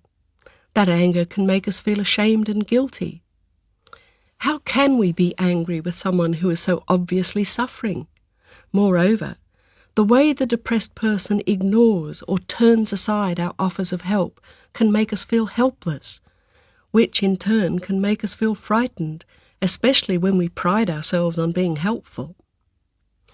It's not surprising that feeling this anger and fear, concerned family and friends will say, "Why don't you pull yourself together?" That doctors reach for the prescription pad to bring the consultation to an end, and therapists deem the depressed person not suitable for therapy. It's not surprising that we look for explanations of depression which enable us to deny or justify the bad feelings which the depressed person evokes in us. One way is to cease to take depressed people seriously and instead say that they're mad, hence the popularity of the belief that depression is a mental illness. If living with a depressed person is so terrible, how can I say that there are advantages to your partner when you're depressed? But indeed, there are advantages. A depressed person is reliable. You're not out gadding about, spending your partner's money, meeting other people who might entice you away from your partner. You don't make any decisions on your own, and you don't try to impose your views on your partner. Your being depressed can help to fulfill your partner's needs. Your partner might be an extrovert who needs to be needed, or an introvert who needs to keep people under control. Indeed, your depression might be all that's holding your marriage together, and the marriage might be more important to your partner than it is to you.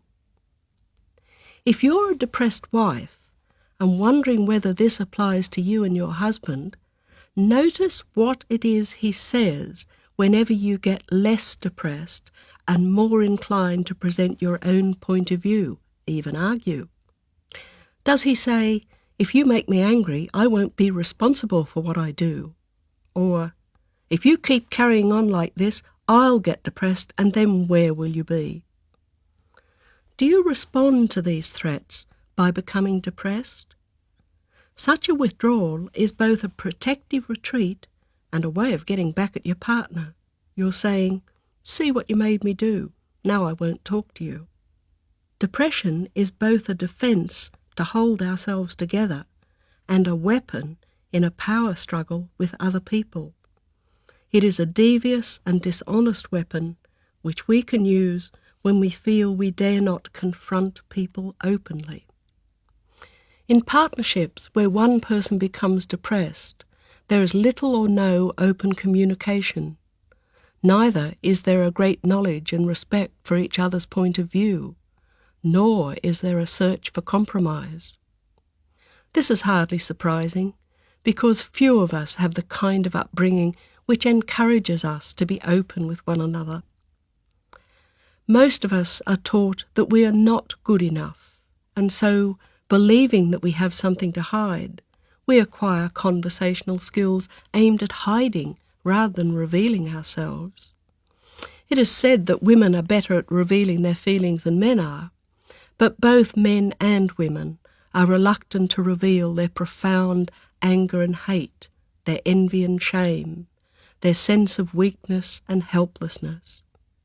In a partnership where one of the partners is depressed, the problem of depression is a shared problem, and it can be solved by learning how to talk openly and honestly with one another. There are many partners, just as there are many relatives and friends, who don't want the person they love to be depressed. They would give anything to bring their suffering to an end.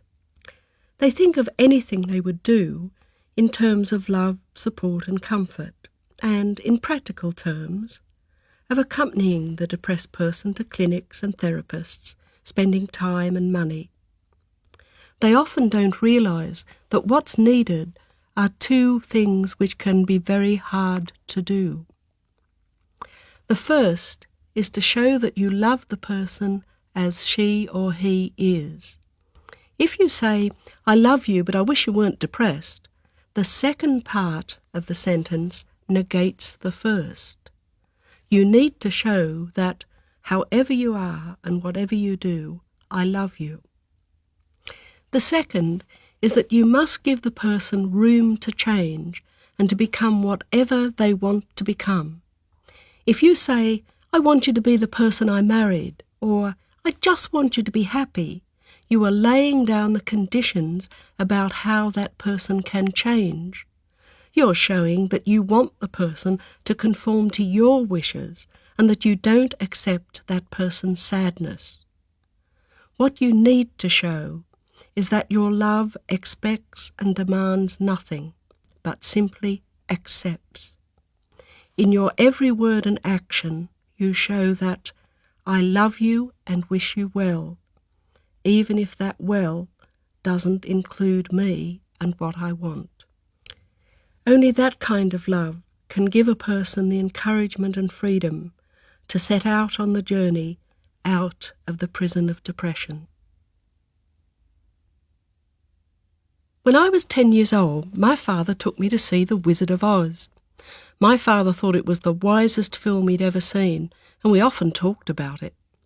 Perhaps this is why, whenever I think of how a person can cease being tortured by fear and depression, I think of the person setting out along a yellow brick road. Like Dorothy in The Wizard of Oz, they meet different people and learn different things, but most of all, they learn about themselves.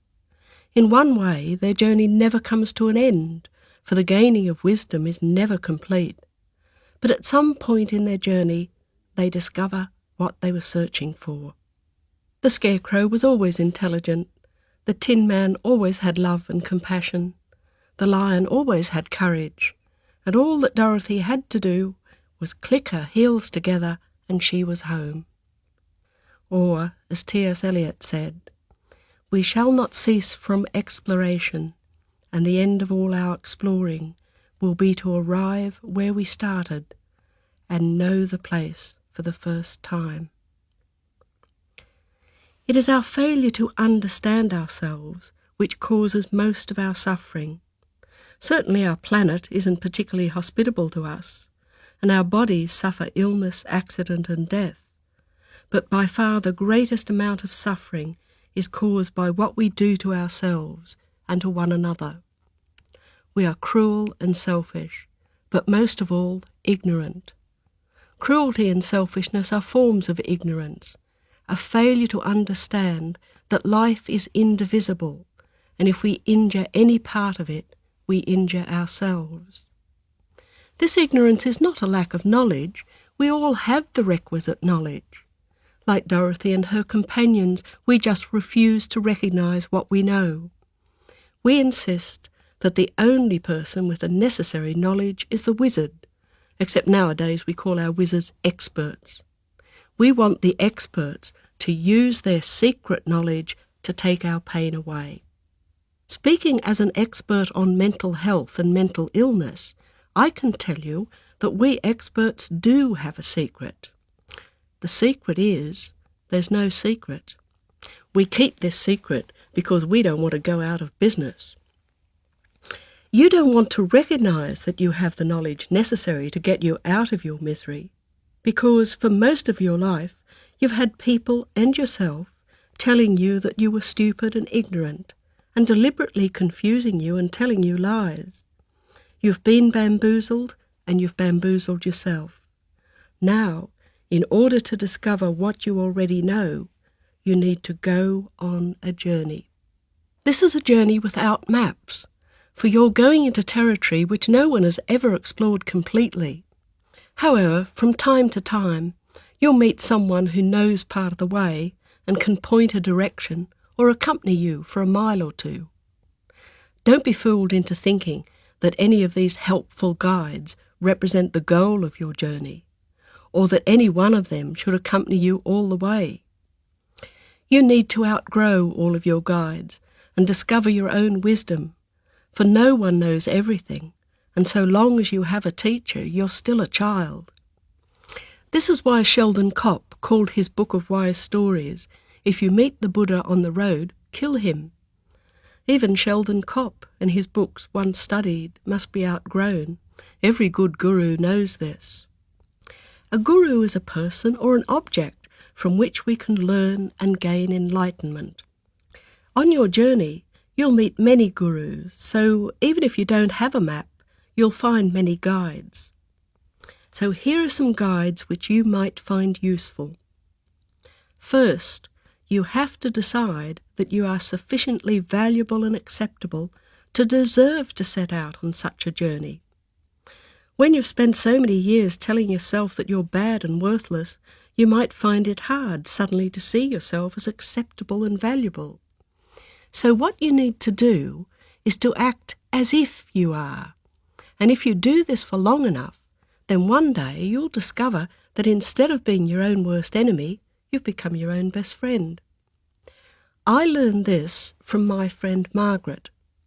I first met her years ago when she, reluctantly, came to see me on the advice of a counsellor. In my office she used to sit silently, hiding behind dark glasses. Even when she stopped wearing these glasses, she still found it hard to look at me. This was because she knew without a shadow of a doubt that she was totally and absolutely bad. She thought that if I discovered how bad she was, I would throw her out and tell her never to darken my door again. Margaret thought that my idea that we learn to think of ourselves as being bad and unacceptable was utter nonsense. She had felt this way for as long as she could remember. She was certain she'd been born bad. To prove me wrong, she started saying to herself, "Margaret, you're all right." She would tell me, "I say to myself, Margaret, you're all right, but it doesn't make any difference. I still feel I'm bad and I'm still scared." However, she did keep saying, "Margaret, you're all right," to herself, and slowly she changed. At first she wouldn't let on to me that she was changing, because she thought the minute she said she was any better, I'd say I didn't want to see her any more. Finally, she had to admit some change because she could no longer keep her regular appointment with me. She'd joined an outward bound group, and she was learning rock climbing, canoeing, how to live off the land and survive the extremes of climate. When she told me this, I was utterly astounded. She was an unhealthy, unathletic 35-year-old who found just going to the cinema an impossible feat, and now she was running every day and doing weight training. Moreover, under the conditions the group worked in, there was no way she could hide from people. If she had all that badness inside her, her colleagues would be sure to find it. But of course, this badness had disappeared. Margaret had acted as if she was valuable and acceptable, and lo, she'd become so.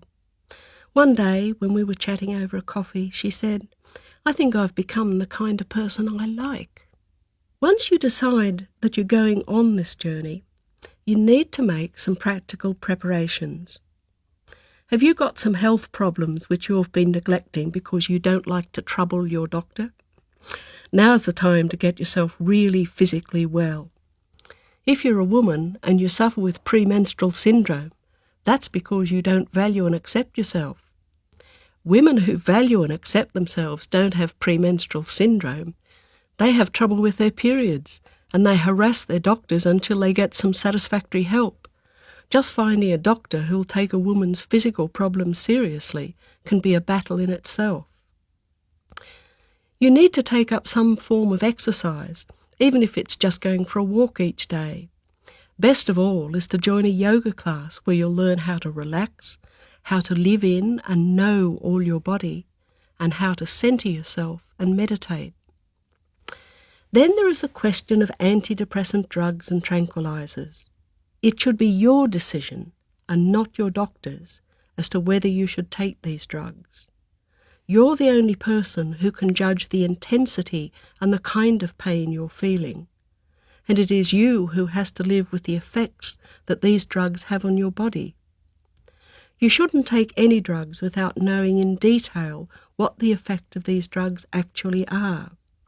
Unfortunately, there are still doctors around who will lie about what drugs they're giving, like saying you're taking a muscle relaxant when in fact the drug is one of the addictive minor tranquilizers, or will minimise or fail to mention effects which you could find very distressing, or which could have long-term damaging effects. To get accurate information about drugs, consult the British National Formulary, published by the British Medical Association and the Royal Pharmaceutical Society, and obtainable in the medical section of a large bookshop. Always remember, there is no drug which cures depression, just drugs which can, but not always, reduce the misery of depression. Drugs can help you start the journey, but drugs can't make the journey for you. Most important, find someone to talk to, someone who will listen without criticising or advising while you tell your story. Telling your story helps in two very important ways. First, telling our story to another person means that we have to get it in some sort of order, and this order helps us understand it and see connections between one event and another. We can, in telling our story, examine the conclusions we drew from our experience and decide whether these conclusions still apply or whether we should now draw other conclusions from our experience. Second, whenever we tell a story, whether it's a tragic story or a frightening story or a funny story, with each telling, some of the emotion is drained from it. At first, there will be part of your story which you can't tell without crying, and you've probably got a lot of crying to do. But as you tell your story again and again, it will become easier to tell, and with that, easier to live with. Don't worry that if you start crying, you'll never stop. Every emotion, grief, anger, fear, joy, laughter, is self-limiting. If you've grown up in a home where you have not been allowed to express your emotions, you might never have made that discovery. Some people are lucky enough to have friends who can listen and not criticise or give advice. But many, perhaps most depressed people, find that they can't talk to their relatives because their relatives would get upset or criticise them most hurtfully, and that they can't talk to their friends because their friends have their own problems. If this is your situation, you need to decide whether you'll consult a therapist or counsellor. There are some excellent therapists and counsellors, but equally there are some who are useless or even harmful. There's no way of knowing other than meeting them. Recommendations from other people aren't helpful because a good therapeutic relationship is like a friendship. Some people just click as friends and others don't. A good therapist or counsellor will simply let you tell your story in your own way without criticism or direction, and ask questions only to make sure that he or she has understood correctly what you've said. Later, when you're ready, and this can take weeks, the therapist helps you to look at alternative ways of interpreting what's happened and at alternative courses of action, all in terms of exploring the options, not in terms of giving advice. These options are always in terms of what might be best for you, and never in terms of what's best for the therapist. Throughout every conversation, the therapist shows you, in word and deed, that even though you denigrate yourself, to the therapist you are valuable, lovable, esteemed and dignified. If your therapist doesn't behave in this way, don't stay. Look for another guru. Often, a good guru is someone who's gone through experiences similar to yours. This is why self-help groups work so well. Often, it's easier to help someone else than to help yourself. In a self-help group, you help and get helped. It's a good idea to keep a log of your journey. You might like to keep a daily diary or simply record certain events as they occur. Writing things down helps you get your thoughts in order. Just having to put a thought into a sentence can make that thought so much clearer. Sometimes we don't know what we think until we hear ourselves say it.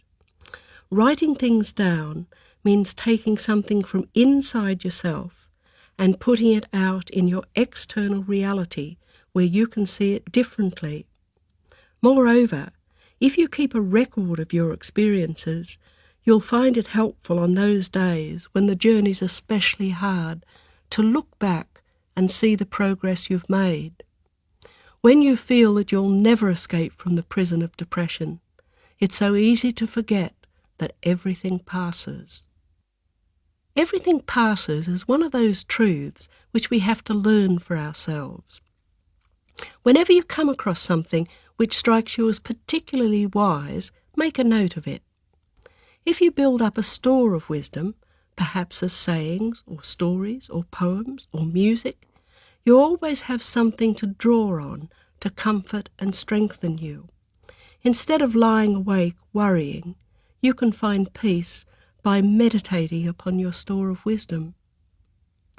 Your journey is into yourself, where you explore all those attitudes, opinions, beliefs, conclusions, which you've used for years but never really inspected, so that you can decide whether you want to go on holding them. For instance, one of my clients, Joan, told me how when she was a child she'd been so hurt by the way her parents had shown her so little love that she'd decided she would never love anyone completely.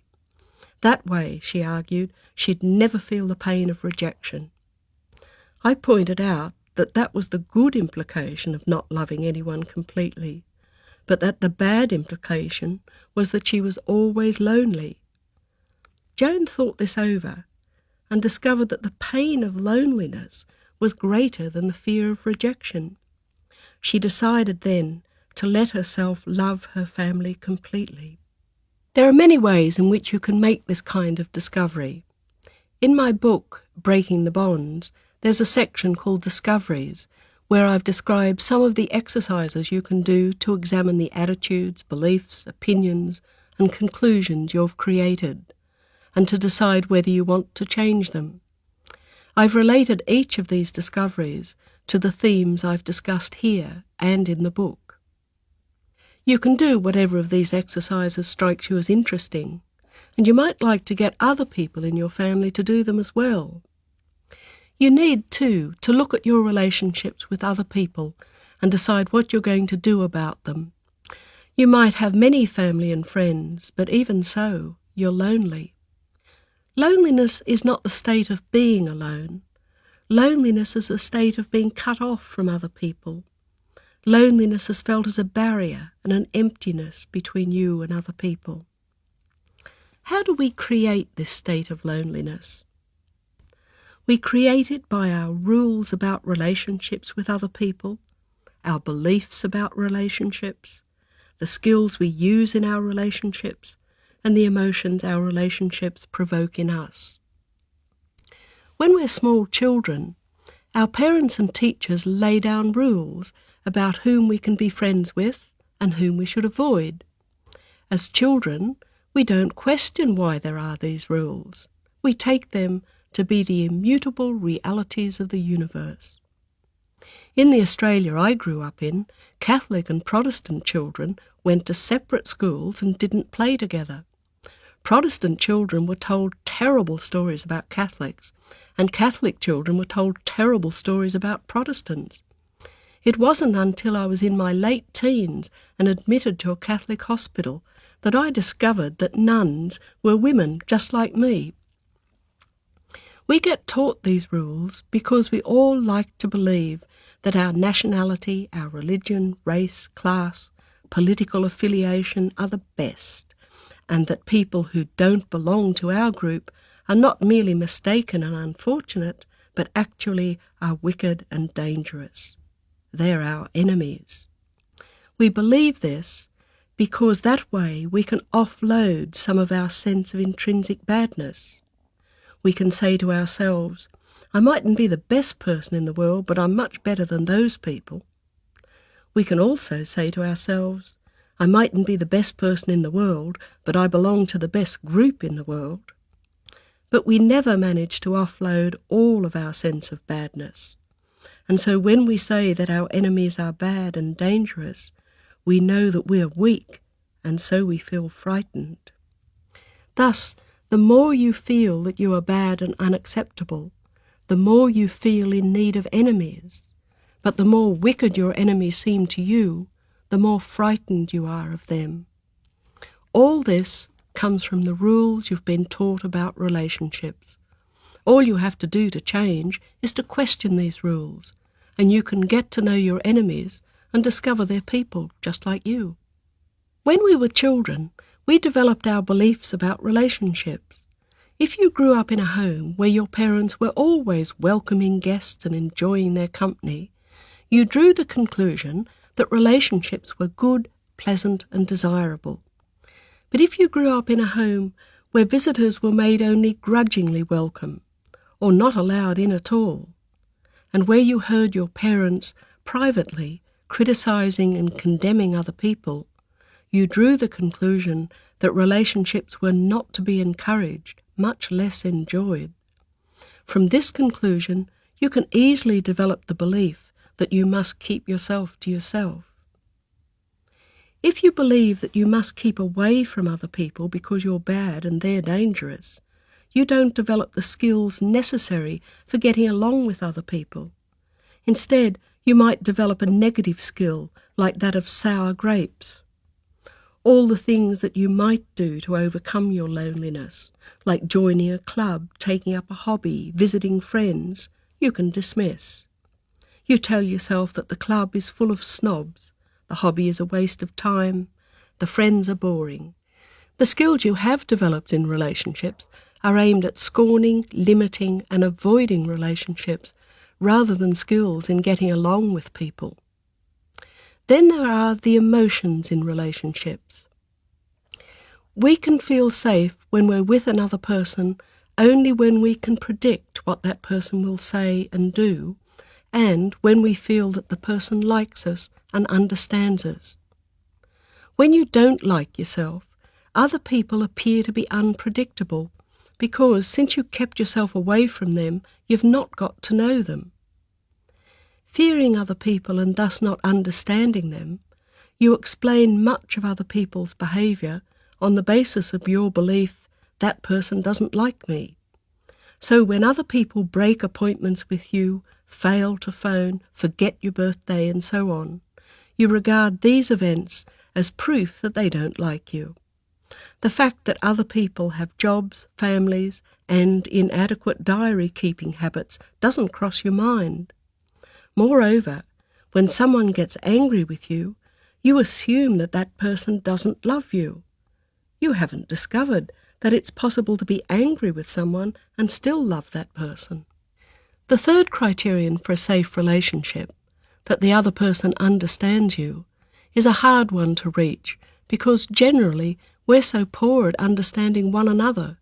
However, we can like and indeed love another person without understanding that person. Many people cause themselves much grief by believing that proof that a person loves you is that that person understands you. Yet small children love their parents, but couldn't possibly understand them. Parents love their children, and very often don't understand them. When you don't value and accept yourself, you have to spend all your time protecting yourself against hurt. You become very self-involved. Some people get so bored with themselves that they give up thinking about themselves, get interested in other people, and are later surprised to discover they no longer believe that they're bad and unacceptable. But other people go on, year after year, absorbed in their own worries and fears, looking outside themselves only to find threats against which to defend themselves. The tragic paradox of the lives of most of us is that, convinced as we are that we are bad and unacceptable and have to work hard to be good, we don't actually notice what's going on around us and what's happening to other people.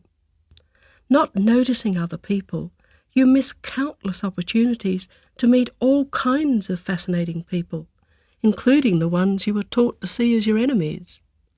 Not noticing what goes on around you, you lose countless opportunities to enjoy and be stimulated by your surroundings.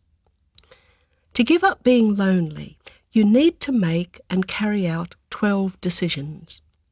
The first is, because I want to value and accept myself, I will end my loneliness.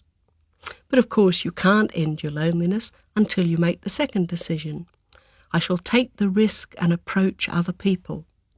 You just have to accept the fact that you can't control the situations where you meet other people.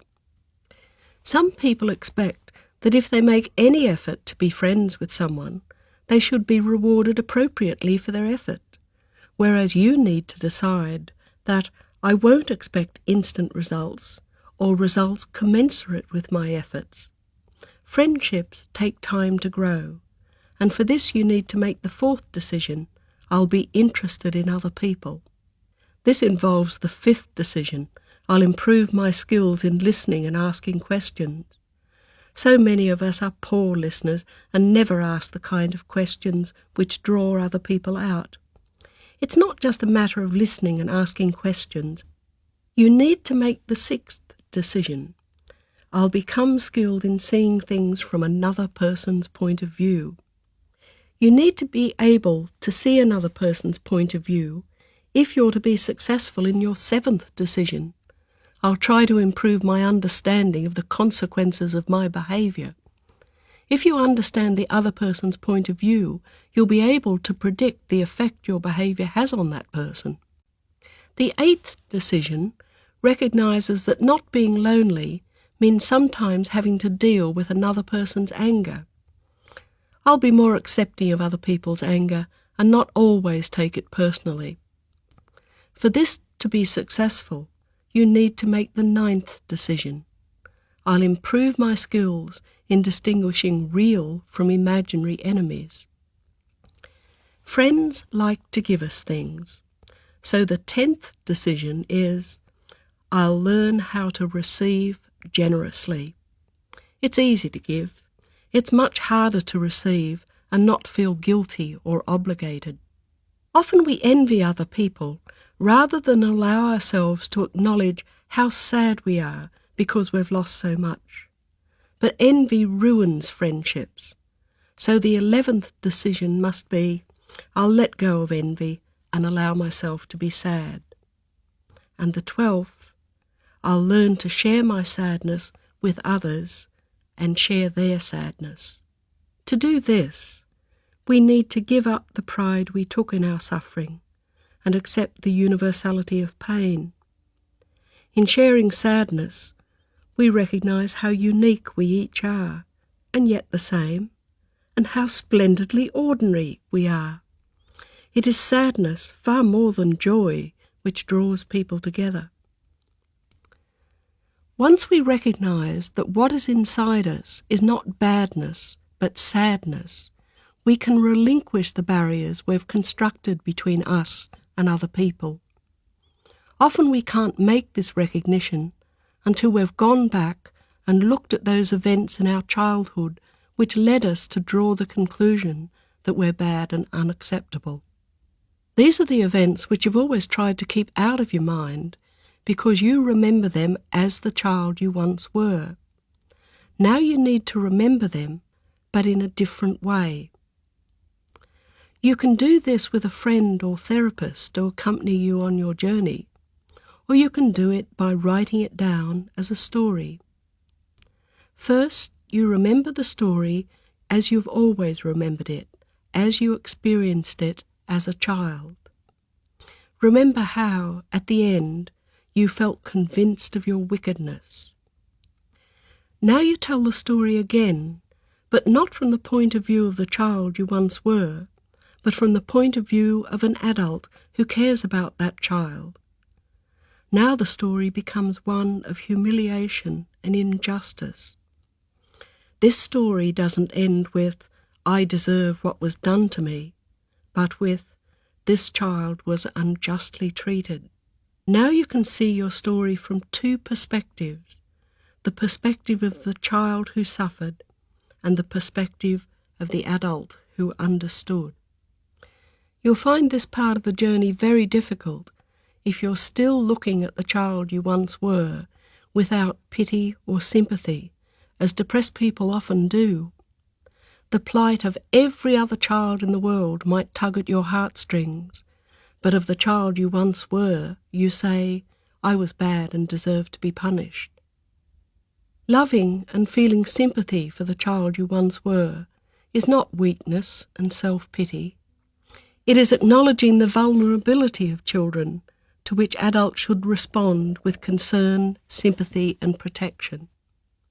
If you give concern, sympathy and protection only to those children you define as good, and not to those you define as bad, you're not a genuinely caring person. You're simply rewarding children for behaving in the way you want them to behave. Your love isn't love, but a means of barter, a counterfeit love. Perhaps you've never thought about this, because all the love you ever got from your parents has been this counterfeit love.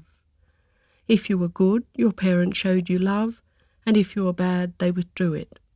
Many parents do use their supposed love as a weapon to make their children behave. However, most parents love their children unreservedly and would show this love to their children, but they've been taught by their parents and by society that to show your child that you love your child simply because the child exists is to spoil your child.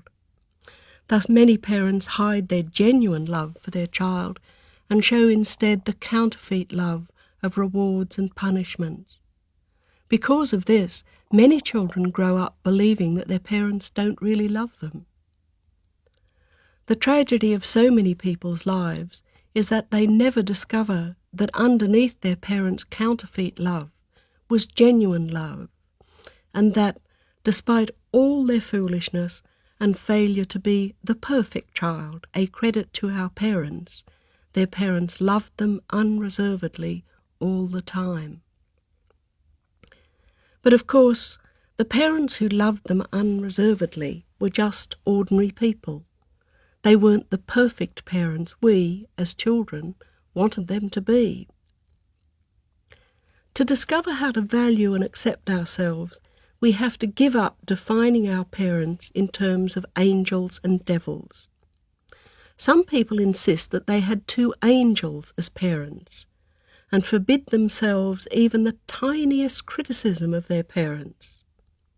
Some people insist that they had one angel and one devil, and refuse to let themselves see that if one parent is persecuting you and the other parent doesn't protect you, you have two bad or inadequate parents.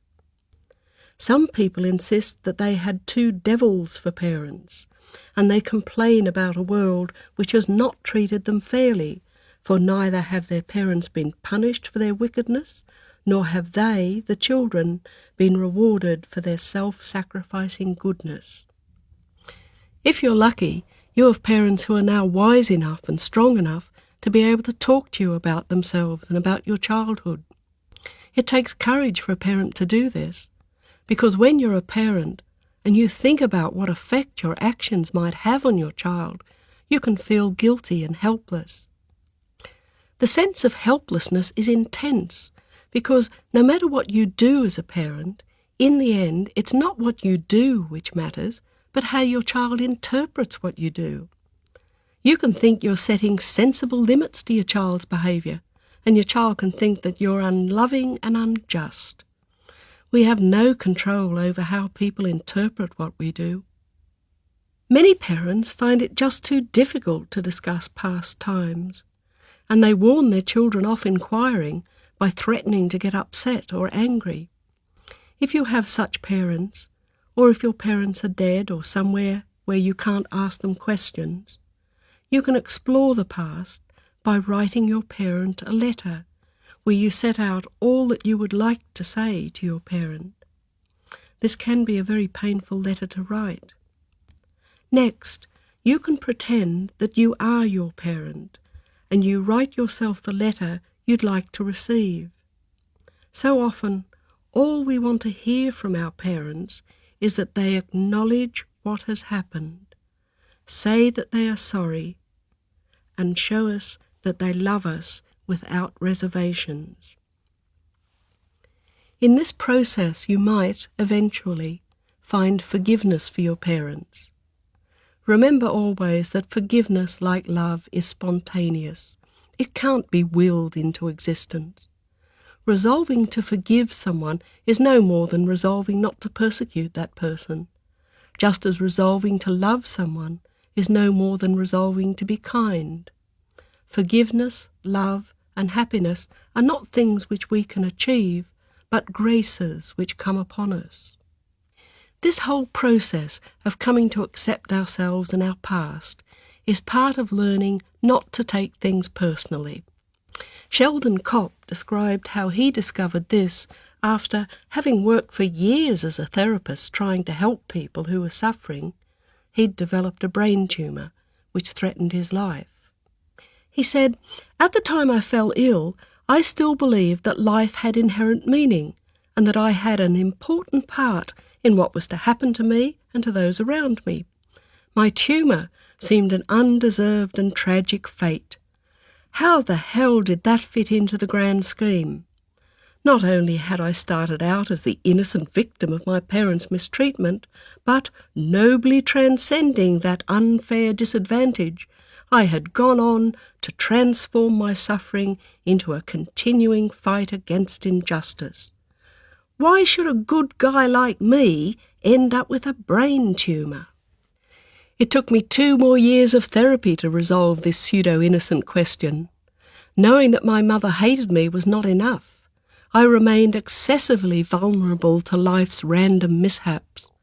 I couldn't keep myself safe from making too much of my occasional bad luck until I realised that, although it is probably true that my own mother hated me, it was nothing personal. Any kid living in that house at that time would have served as a suitable target. It was my misfortune to have been the one who wandered in. There was no special meaning to it all, no compensations for that less than perfect beginning. As an adult, I was free to choose to do what I could to alleviate the suffering of others. I need only to understand that this compassionate activity would neither avenge my past nor assure my future. The first time I entered into therapy, my question had been, why am I such an awful person? The answer turned out to be, you're not an awful person. You only feel that way now because as a child you were treated as though you were bad. This time my question was, why me? The answer turned out to be, why not? You cannot discover the answer, why not, until you discover that the world is neither just nor unjust, but simply is. Our ideas about justice are simply that, ideas. Ideas, like actions, have consequences. When we believe something, consequences follow. We may not like them, but they will follow, good and bad consequences. Take the belief that the universe, or everything that is governed by a grand design where goodness is rewarded and badness is punished. The grand design might be thought of as God or Allah, operating some kind of accounting system. Or it might be thought of as the law of karma, or in terms of the history of your race or nation. Jehovah will reward his chosen people. Or the grand design might not be spelled out in any precise way, but just felt as something which must exist, else life will seem meaningless. The good consequence of the belief in the grand design is that it gives a pattern and explanation to an inhospitable planet and a vast universe.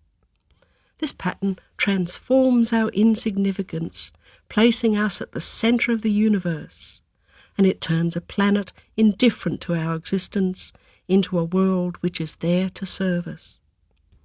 The grand design transforms chaos and random chance into predictable stability.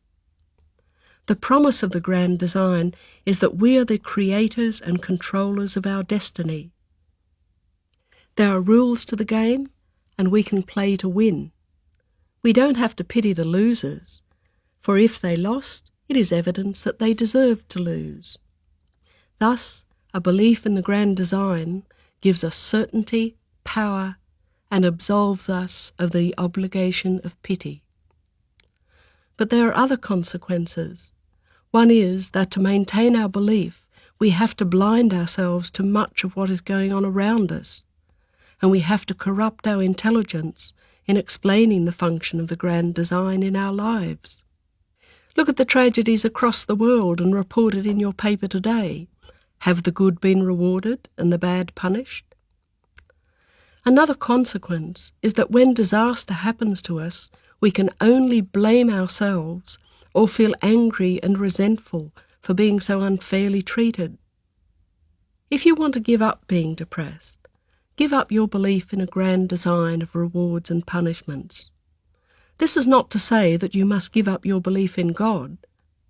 You simply give up your belief in God as the great accountant and judge in the sky, and see him, as the mystics of all religions have seen him, as a great power which is beyond, above, and inside us, a power of which we are part and which we take on trust.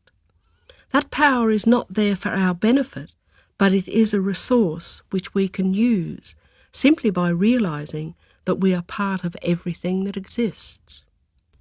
Such an understanding of God, or Allah, or Jehovah, or the One, or the Tao, or nature, or whatever name seems best, frees us from being a cog within a faulty machine of rewards and punishments. We're no longer a child expecting some parent figure to save us and protect us, and crying in anguish because this magical parent doesn't come. We realise that we can't keep ourselves safe by being good. But when fortune smiles on us, we don't have to purchase it by being good.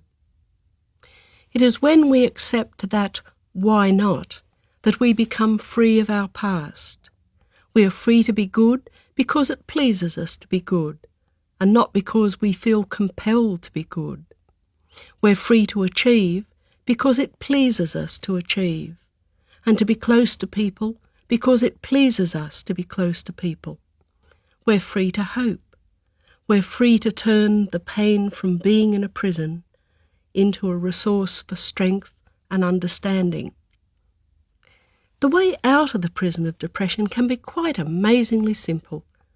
The ordinary life which you then have to face will not be simple, because it'll be filled with events you can't control and people you can't predict. More crises and more losses can make you want to lock yourself in the prison of depression again. But now you have the tools for working out, step by step, what happened and made you feel so threatened that you needed to go back into that prison. Did someone ignore your new closeness and friendliness and behave badly, even cruelly, so that you felt the old stab to the heart and quickly threw up the barriers against such pain? Did someone make you angry and you, instead of dealing with this openly and confidently, turned against yourself, blaming yourself, dragging yourself down? Did you let that harsh, demanding part of your conscience get the upper hand and push you into working far too hard so that you became tired, and with that tiredness the old, miserable, despairing thoughts came washing back over you like a black tide? Did your best efforts at achieving something fail, or the people on whom you've lavished love desert you? Now you have the tools for getting yourself out of the prison of depression. You know how to reassure yourself of your acceptability and worth. You know how to contact someone who will help you talk things through and give you comfort and support. You know how to be kind to yourself and look after yourself. You know how to be sad but not depressed. Journey's end is just a beginning. You've travelled far and come home to yourself. You have discovered that what you thought was inadequacy, badness, even evil, is actually something which is both good and bad, and yet neither good nor bad, but the centre of your being, something which is intrinsically and essentially individual, and yet something which is joined to everybody and everything. When we deny the strength and truth of the centre of ourself, when we believe that this centre is bad and unacceptable, we lose touch with ourselves and with the force of life which joins us to everything else. Denying or turning against the centre of ourself is not an illness, but a foolishness, and many of us are so foolish. So, trust your own strength and truth, and beware of gurus, wizards, and experts. I am, like the Wizard of Oz, a humbug, for I've told you nothing that you don't already know. When you come to the end of your journey, you'll find, as you've always known, that you are you, and in yourself, and in the world, you are at home. Audible hopes you have enjoyed this program.